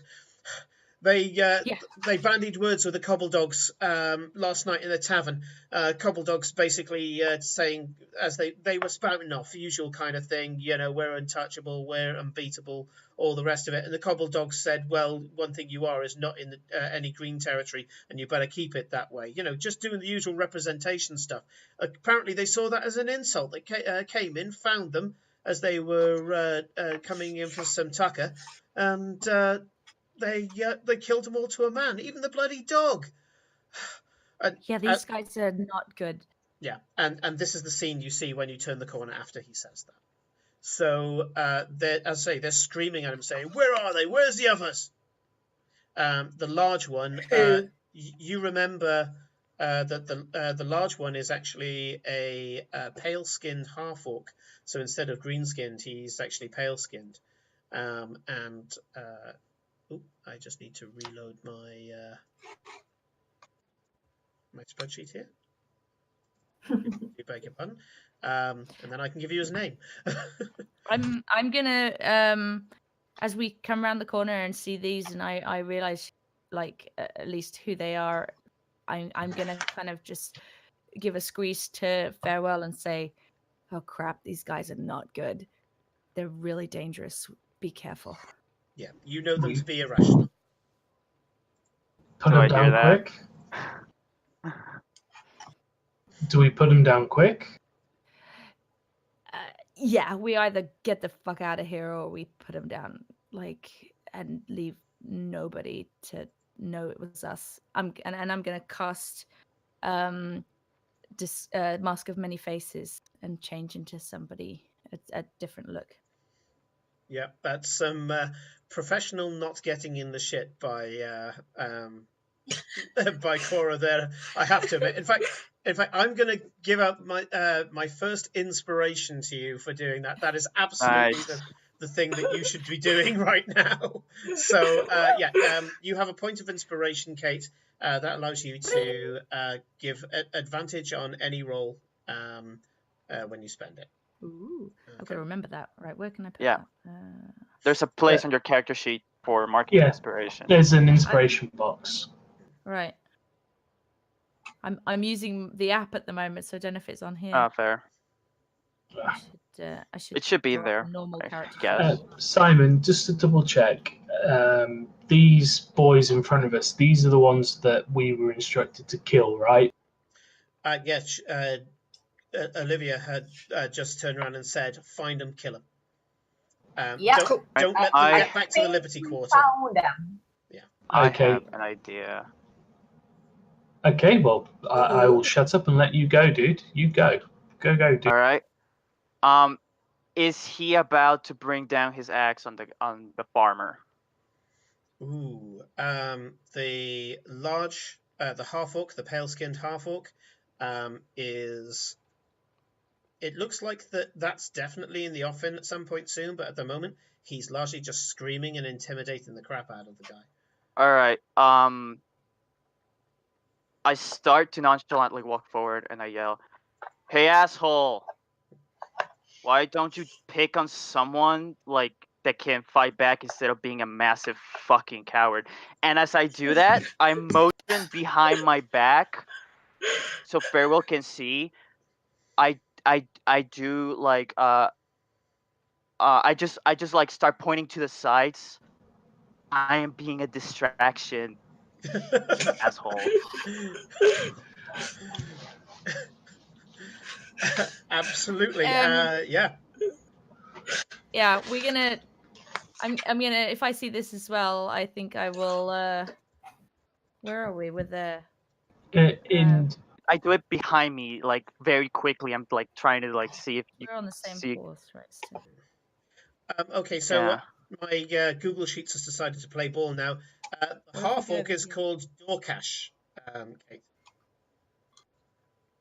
The half-orc is Dorcash. I know this. Okay. Yeah, you know the name of one of them. That's the big old half-orc. He's Dorcash. Okay. I'm just gonna nonchalantly walk past. Basically stealth, but like public stealth. And go behind here. Public stealth also. Don't mind me. I'm just I'm passing through. I'm passing through. Shit, you went a long way. Eclipse basically went you went right past. How did you do that? That's my intention to go. Well, yeah, I just follow like Cora. Like, okay, we're going over here now. Okay. Did we? So how do I draw a line? Eclipse is off the map. Come around this corner. No, I'm still on the map, but like not so you can see. Here. I mean, on the stream, but yes. Eclipse is currently behind them, so that's fine. Do you need me to make a stealth roll, or do I just automatically just walk past them? Well, that's what I was about to get you to do. So, you're the large half-orc screaming at the farmer and the two lackeys that are kind of grabbing hold of him and kind of pushing him about. They are not interested in you, but you do have to get past the other guy. So let's see. Do your stealth check. Yes.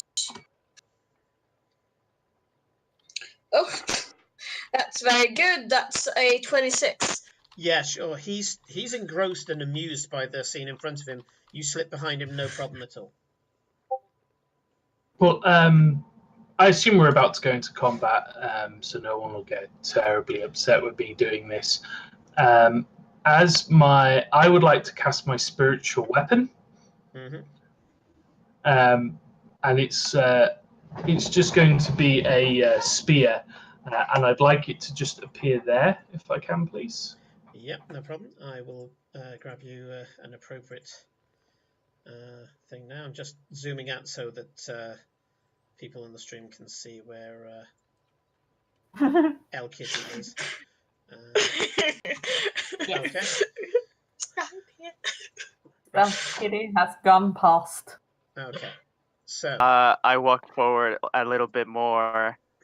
So yeah, you call out your challenge, and they look up, and Dorcash goes, "Huh, you want to end up like them on the floor, is it? Jog on, mate. This has nothing to do with." And then he looks at your belt and goes, "Or maybe it is." I tell him. He walks up, and in a kind of cutscene way, he pushes the farmer off to one side and starts to walk up to you. I tell him. Sorry, go on. I was going to say before he walks away, because my spear's behind him. Yeah. I was going to hit him with it. Sure. I'm pretty sure I can do that. I can summon it and attack with it. And also, you get an attack opportunity. I don't think the spiritual weapon gets that. Only me. It does. Because you can use reaction to do an attack of opportunity on the spiritual weapon. Oh. Oh wow! You even had that prepared. What, the spear? Yeah. I'm a DM. It's our job to read your minds. So, and you can now control it as well, by the way. I was wondering what that was. I was like, oh, did something get dropped? That's cool. It's 20 past 11. Right. So, in that case, yeah, make your attack as this spear just appears behind the guy as he walks forward. He pushes the farmer out to the side, and the farmer starts to scuttle away. And the spear just from behind just goes schnicked behind him. And we'll take this as a surprise round, and then I guess we'll probably finish up at the end of the surprise round, and I'll give you a bit of a cutscene to get out, just to get you up to speed as to what's going on and everything. So cool, right? Go for it. Okie dokie. Is it my spell attack that I use? Yes, it is. Yes. Sorry guys, I don't usually play casters. I usually play melee guys, so all this magic shit is. I've played a Grave Cleric up to level 10, so I'm pretty on board what your abilities do. That's 19. Yeah. This guy's just wearing furs for the most part. He's big. He's incredibly big, but yeah, he's you hit. Roll for damage. Oh no, that's a D10. Wrong die. 8, yeah. Oh yes, I rolled an 8. So that's 8. So that's 12. Okay. Spiritual weapon does not add any attack bonuses. It's just your thing, I think, unless it says otherwise. I'm a grave cleric. I get to add my modifier to it. That is for charisma, and that comes in at level 8. Not according to what does the DM say? D&D Beyond, but I will go on the DM's ruling. So that's either an 8 or a 12, and that's completely DM. We're in a good position here because I can look it up after the show. So, so what did you roll on the dice? It was an 8. It was an 8, but I'm going to read off what it says on D&D Beyond. Oh, no, it's okay. I'm going to apply the full damage, and then I'll just look it up later, and if necessary, I'll just give him some extra points back. So the total was 12, but the dice roll was 8. Yep. Correct. Yep, no problem at all. I put that in the notes for the encounter. So yeah, he steps forward, and you're just there saying, "No, mate," and you will your spear to shoot out. It lashes into the back, and he kind of as it hits him, he's like, "Oh, it's like that, is it?" Turns around, looking for the attacker, and just sees this floating spectral spear. You have a feeling that these guys don't really use much magic, and as he looks at it, he looks a little bit confused, turns and tries to assess who did this. At that point, he sees you guys in the corner. However, Aiden is still kind of in action, so go for it, Rodrigo. I was gonna say, I draw my rapier and I imagine that we can use bonus actions, right? Yeah, he used spiritual weapons, so yes. Yeah. I'm gonna use my bonus action to use my Crimson Right. Use Rite of Ice, so I'm gonna reduce my max XP, and I'm just gonna like draw my hand through it and have like ice appear in it, and I wanted to make it look intimidating. Yeah. Okay.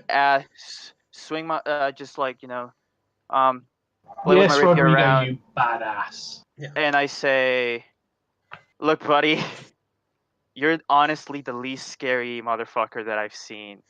Today. Just today. Yeah. Okay.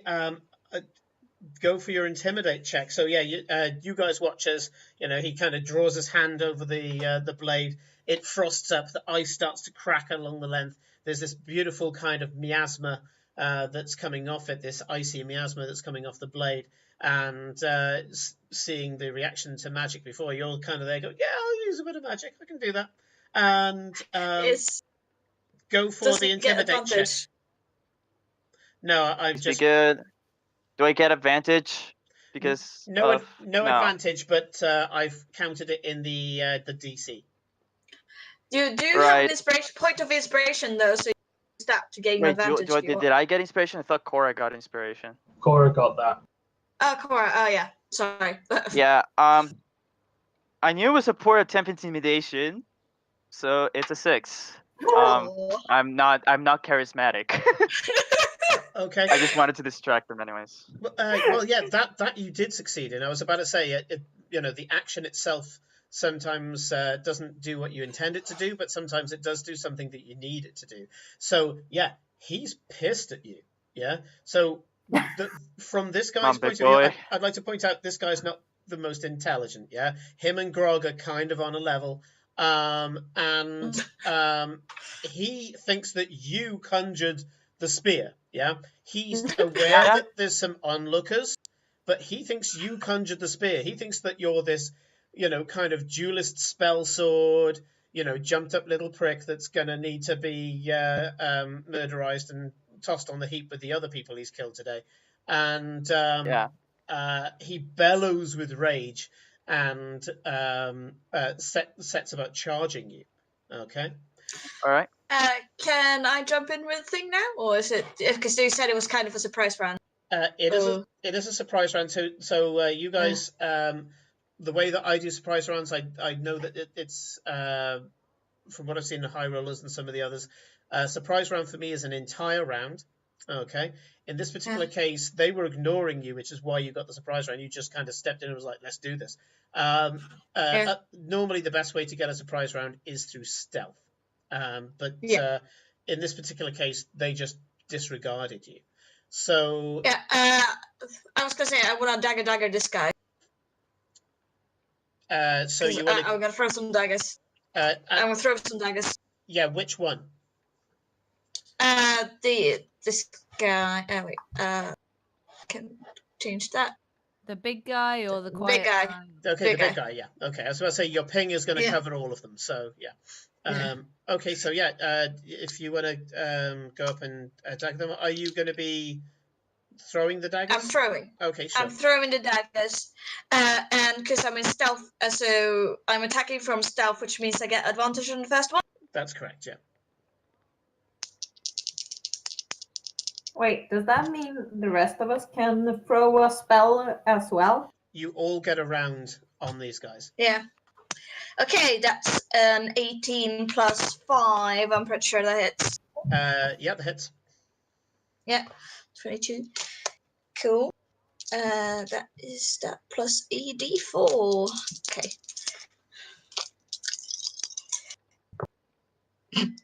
Great. 5, 6 plus 3. That's 9 points of okay, damage. So in addition to the spear hitting him in the back, a knife sticks in his arm. He just looks at it and kind of grunts and then swats it away as if it's some sort of fly. So that was so yeah, I'm just gonna cast one dagger, and then as my bonus action, I'm gonna go back here and hide again. Sure. Okay. So do you need me to roll? The two that's left. No, I'll do that in a minute. The two that's left is Cora and Glory, and then I'm going to wrap up because we're getting to 10:30 anyway, and I do want to talk about a bit about the narrative rather than just doing all combat. So Cora, what are you doing? Oops. Right. I did not mean to do that. I wanted to check how far it was. That's all right. So we jumped off our horses and we ran around here. Is this thing here? That thing. Yeah. Is it something that I could potentially crawl through? Is kind of the thing, like jump off, hide a bit, and kind of crawl my way through to get a bead without being really visible. Is kind of my thinking, being sort of inside this barn. Yeah, that's a little thatched canopy for the beast of burden to go under when it's raining, and it's got like a little hay bale underneath. You can absolutely sneak around in there all you like. Okay, so I'm gonna do that. Do I notice this cat in front of me? Yes, actually, and it notices you. As you approach it, even though you're quite stealthy, you don't kind of clump around. It turns around and hang on. Yeah, it turns around and says to you, "Meow." with that cadence. Can I roll an inside? No, what is it? What do I don't trust this is a cat. Trouble is, I'm right in the middle of this, so it is something that happens in a split second where you're there, you're kind of like you sneak around, and it turns around, says to you, "Meow," and then you're kind of like, okay, I'm going to put a pin in that and carry on with what I'm doing. This is a conversation, but not right this second when I might die. So I'm just going to give it a look of, okay. And then I am going to, because this guy's being the most vocal, this guy, the big guy, and seems to be, he's heading towards Aiden. So I am going to bonus action cast Hex, which is the first time I've done it. So, I think it just happens. So I've placed a hex curse on him, which gives me an extra 1d6 necrotic if I hit it. And you also pick one attribute that he has disadvantage on checks. That is right. He looks like a big guy who's going to hit things, so I'm going to choose strength. Okay. Yeah. And then I will also, I can do 2 spells, right? I can cast 2 things. As long as one of the spells is a bonus action, which is the hex, yes, you can then go and do a action. So, yeah, I'm going to cast Eldritch Blast at him as well. Absolutely, yeah, go for it. Okay, so Eldritch good old classic. 1d10. No, wait. Yes, 1d10. Hold on. Oh shit. So it's a spell attack roll first, and then after that it's d10. Oh, you're right. I knew I was doing something wrong. Right.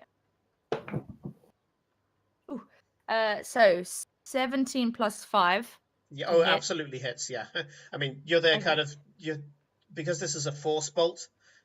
You're there like, yeah, he hasn't got the only thing that's hard is his muscles, and they're about to be pounded. So I think the damage for you is a d10 plus a d6 for the hex. Yes. And then if you have powerful cantrip or whatever it's called, you apply your charisma modifier on top as well, But if you don't have that Eldritch Invocation, then no, you don't. Agonizing Blast, yeah. That's the Agonizing Blast. I took Fiendish Vigor and Mask of Many Faces. No, that's fine. In that case, it's 1d6 and 1d10 damage. That's a lot of damage. Oh, yeah. Apart from the fact that my dice bounced off another dice and rolled a 1. So I have 1 + 2, 3. Oh, wait, do they also get the +5 from my spell attack? No, no, they don't. No, not unless you have... No. That's what Agonizing Blast does, yeah. Okay, so, and even then it's not your full +5, it's just your charisma. Hold on. Is it... One minute. I can do that whole re-rolling ones. Is that on... That's only on a d20 roll. It's only a d20, isn't it? Yeah. Damn. Why did it bounce off that? Yeah, I mean, you kind of chip in by throwing an extra 3 I'm distracted by a fucking cat. Yeah, it is a little bit like that, where you're there, you just kind of, you start to conjure the amassing of force, and just as you're letting it go, one of your, you do have that split second of go, I am going to get back to you, and then it hits, but it doesn't hit central. And this is the kind of guy where he just kind of takes it in the shoulder and just goes, looks at you and kind of goes, right, you're for it as well. So last up is Glory. Oh boy. Yes. This is gonna get nasty. There are 3 of them, right? 2. Because one of them was a farmer. So the farmer is now 10 foot away, and 3 of them are clumped together. I can only imagine what the glass cannon's about to do. So go on. There are 3 of them all together. Well, I'm not gonna do anything creative. I'm just gonna cast a Scorching Ray. Okay. Because we saw how good that was last time. Hey. I haven't cast that one before. Okay. So you've got 3 rays, which is 3 attacks. And you have to tell me where each ray is going as you're rolling it. I have 3 d20s. So, first one goes on. I'll just do it like this. This guy first. Okay. It's a 13. 13. Unfortunately, as the Scorching Ray comes up, he pours towards him, because this is kind of like a flamethrower coming from your fingertips. He turns just in time, puts his buckler in the way, and manages to kind of swat it to one side. I think that gives half damage, is it, for that one? Or does it miss completely? It misses completely. Yeah, it's just a hit. Yeah. So, yeah, he manages to deflect it. So, a lucky shot on him. Oh, okay. Next one goes on this guy. Okay, the big guy, yeah. Go for it. And this one was a 15 plus 5, so 20. Absolutely. You managed to get the second beam of swirling fire to just course its way down his chest. Roll for damage. Yeah, and damage is on a hit, the target takes 2d6 fire damage. That's right. And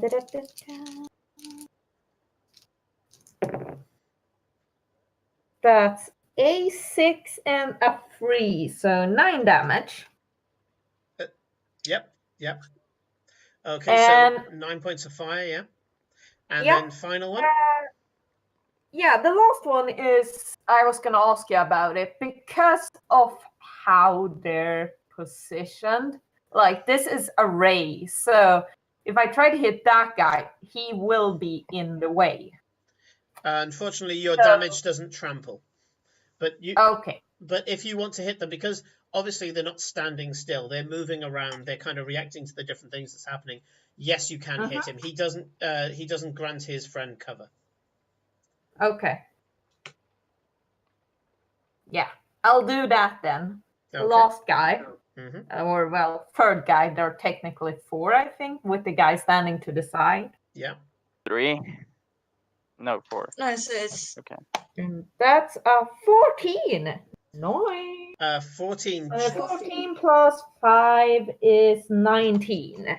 Yeah, absolutely. So the other guy tries to do the same thing, brings his buckler up, and all you just do is go, "Yeah, I've noticed that the last time, darling." And you just move the beam, it's less than an inch of your finger moving, but the beam manages to wildly careen around, goes and hits his leg, and then as he cries out in pain, you pull the beam back up and it hits his torso. Go for it. Another 2d6. Yes, 2 4s, so 8 damage. Yeah, he screams out loud as the fire courses across his chest. Okay, is that everything, Glory? Well, I'll I don't think I have anything I can do as a bonus action. So yeah, I'm done. Okay. Right, so we're going to call it there. There'll be nights where I'll try to go on to 11 and all the rest of it, but I think we've managed to get some stuff done for this session. And we lost a half an hour at the beginning, and I apologize for that. But I like the new setup. It looks like the sound and the bandwidth and the video and all the rest of it is balanced up, even if every now and again you guys do end up shuffling and going into different boxes, which is going to be a fun thing to have to deal with. Think of it as a mini game you have to play while you're DMing. Yeah, because that's what I've wanted. More things to do. Yeah. I'm sorry. Although one thing I did notice, which is quite useful, is that I can look at you guys on the OBS screen, and it makes me look like I'm looking to the left. And because of the way everything's set out, when I look at the TV and look at your video feeds, it looks like I'm looking at you Brady Bunch style from the left to the right. So that all balances out. I can kind of point to each of you if I'm careful. Where's it there? So I can point 1, 2, 3. So yeah, that works out for me. So yeah, I mean, this is just on the kind of campaign design and all the rest of it. You guys didn't know when you were starting over there in the warehouse that this was a attrition encounter. So the first encounter was an attrition encounter. It was supposed to be to deprive you of your lovely, lovely spell slots and get you damage to start with to get into the real fight later on. So sneaky DM is sneaky. And yeah, I'm glad creating water is a racial trait for me, because otherwise I'd have no second level spell slots, which I now no longer have. I also like the idea of farewell bare bones. That much, just some sorcery point. Do you regain sorcery points through short rest, or is it just long rest? Long rest, I think. Long rest. Yeah. The whole point is that sorcery points can be turned into spells, so if they regenerated every short rest, that would be busted, because the sorcerer would just have endless amounts of spells. Yeah, a little bit too OP. So now that you guys have kind of been accepted, if you had messed up in the first encounter, you kind of would be walking away with your tail between your legs, and you'd be given what I guess is probably a training montage by Olivia. And you're now seeing the day-to-day workings of the city. So you were just one of many things on Olivia's list today, and she's not even the boss. And you're seeing how these things do just pop up.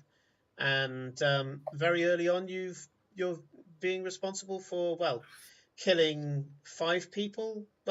Killing 4 people, capturing a 5th, and now potentially killing another 4 people.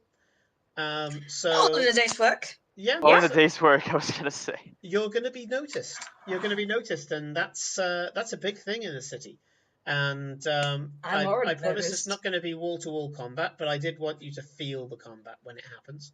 So you've taken an interesting choice. You could have just turned around and said, "Now we're we're injured, we're out of spells, we're not going to help you. But you've decided to go for Olivia's bonus round, and how you deal with this and how well you deal with this will certainly give you extra credibility in the Green Organization. Or maybe you'll end up humiliating yourself and showing that you bite off more than you can chew at times. Either way will be a fun change to your reputation. So we're going to go through this little combat at the beginning of next session, and then we'll go into the fallout of what seems to be a decent morning's work. I say morning. This is actually mid to late afternoon now, because you waited around a lot, didn't you? So yeah. Yeah, I can safely say that you have terrified the ever-loving shit out of Farewell. He is genuinely scared. Oh, poor Farewell. Farewell, we're not even like over with the first assignment we had to do.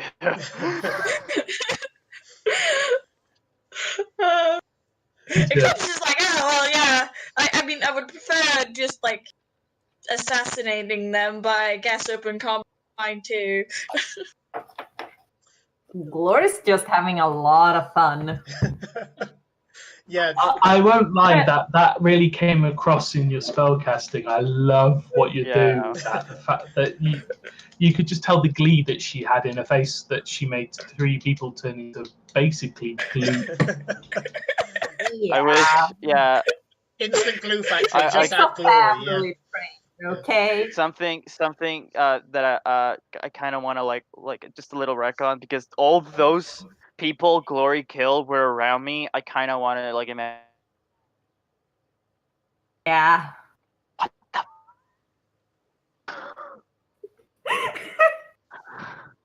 Yeah, I can see Aiden being really freaked out over a person melting right next to him. Yeah, there's going to be a little bit of shock horror, but that's who Glory is. She's unfortunately, a lot of her power comes from her emotions, and you've already seen how volatile her emotions are. That's where a lot of her power does come from.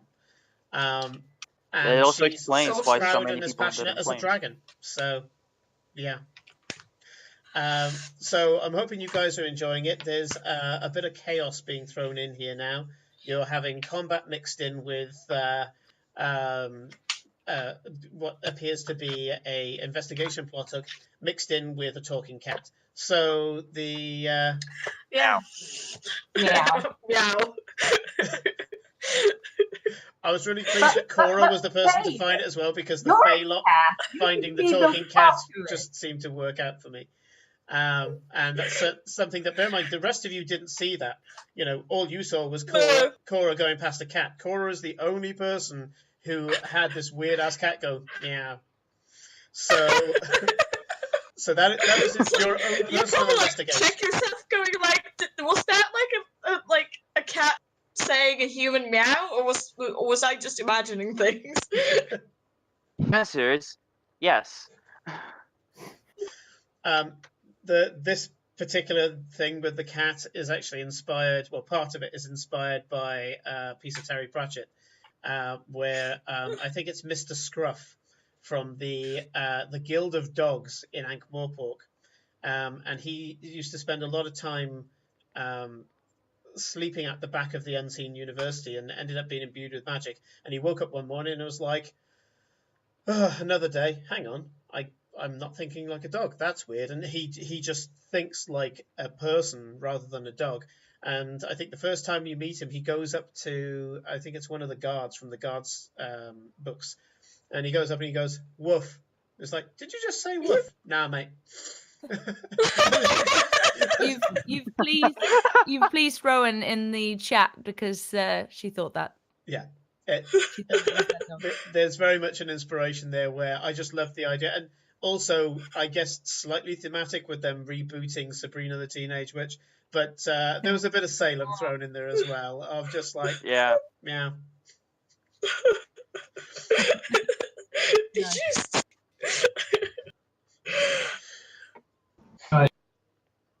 Right.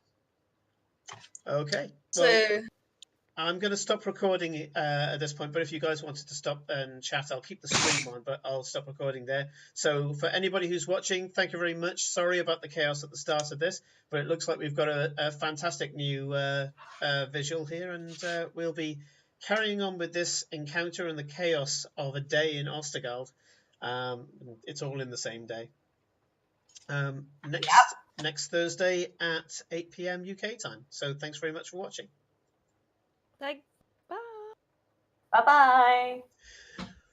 We're off recording now. So thanks for bearing with me, guys. That was we're still streaming. Yeah. We can still keep Ronin and all the rest of it. So yeah, thanks very much for bearing with me. And I love the way it looks. I don't know how many of you have seen it, but it really looks well.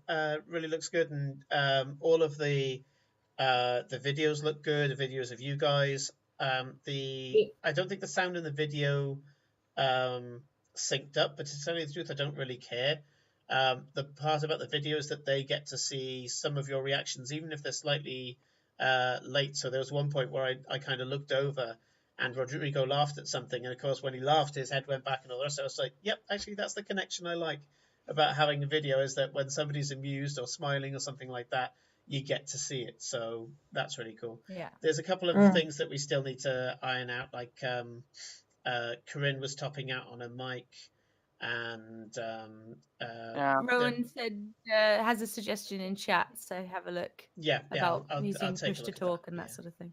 Yeah. So yeah, push to talk for some people would be pretty cool. Yeah. And especially because I didn't know who was typing, who had the machine gun typewriter, but it turned out to be Corinne as well. So we will sort that out.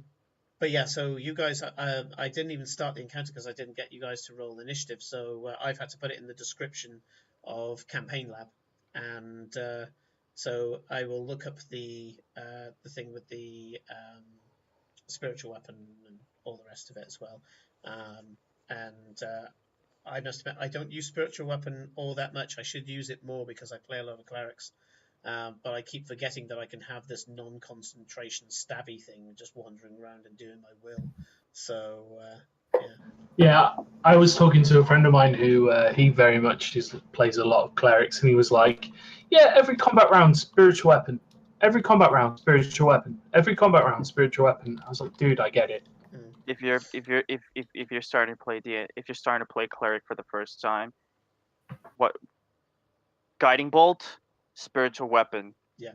That's all you need. Well, I've made some really oddball clerics actually. So I've got Nyx, who he came in just as a heal bot, so I didn't really want to apply much in the way of damage because I wanted to let the other guys have fun and take down enemies, rather than Nyx wading in with his dragonborn breath and his weapon and all the rest of it and start stealing the kills of the player characters, you know.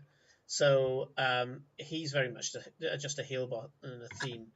But there's I've got Maury, who's my nature cleric, and she's funny. So she's a tortle cleric, walking around with a shield, which is effectively a trellis table. And you're allowed to have, was it one druid cantrip when you're a nature cleric, and so I chose Shillelagh. So she walks around and she's like, "You're a bit of a prick, aren't you? Here, have this." And she kind of pokes them with her walking stick, and then they end up with this huge bruise on them, even though she's only kind of tapped them with a walking stick. But she's a particular type of build as well. So traditional clerics I haven't really done, as in the traditional balance between a bit of damage and then keep the spell slots back for healing. But there's one cleric that I want to make where I need to be in a party with another cleric who does the healing, because I want to make a cleric that doesn't heal at all, because the damage output you can put through those things is absolutely crazy. You have like a Tempest or War Cleric or Forge Cleric. I love the new Forge Clerics. And they can tank at the front. They can use spiritual weapon, attacking themselves with the weapons, buffing other people. It gets a bit crazy after a while. But yeah, spiritual weapon I think is still one of the strongest spells. Yeah, I think the city option and Forge option that they've recently come out is quite interesting in terms of what you can pick for some of the subclasses. I'm just going to say is probably most people are a bit tired and probably wanting to get their faces off their cameras. We're not quite used to being on streams as some of the other people here, but maybe live, just pausing the live stream might not be a bad idea at the moment. Yeah, as most of us have dropped. Yeah. I will say goodbye to Roan then, because obviously they're not going to be able to hear us, and I will stop the stream now. Bye bye, Roan.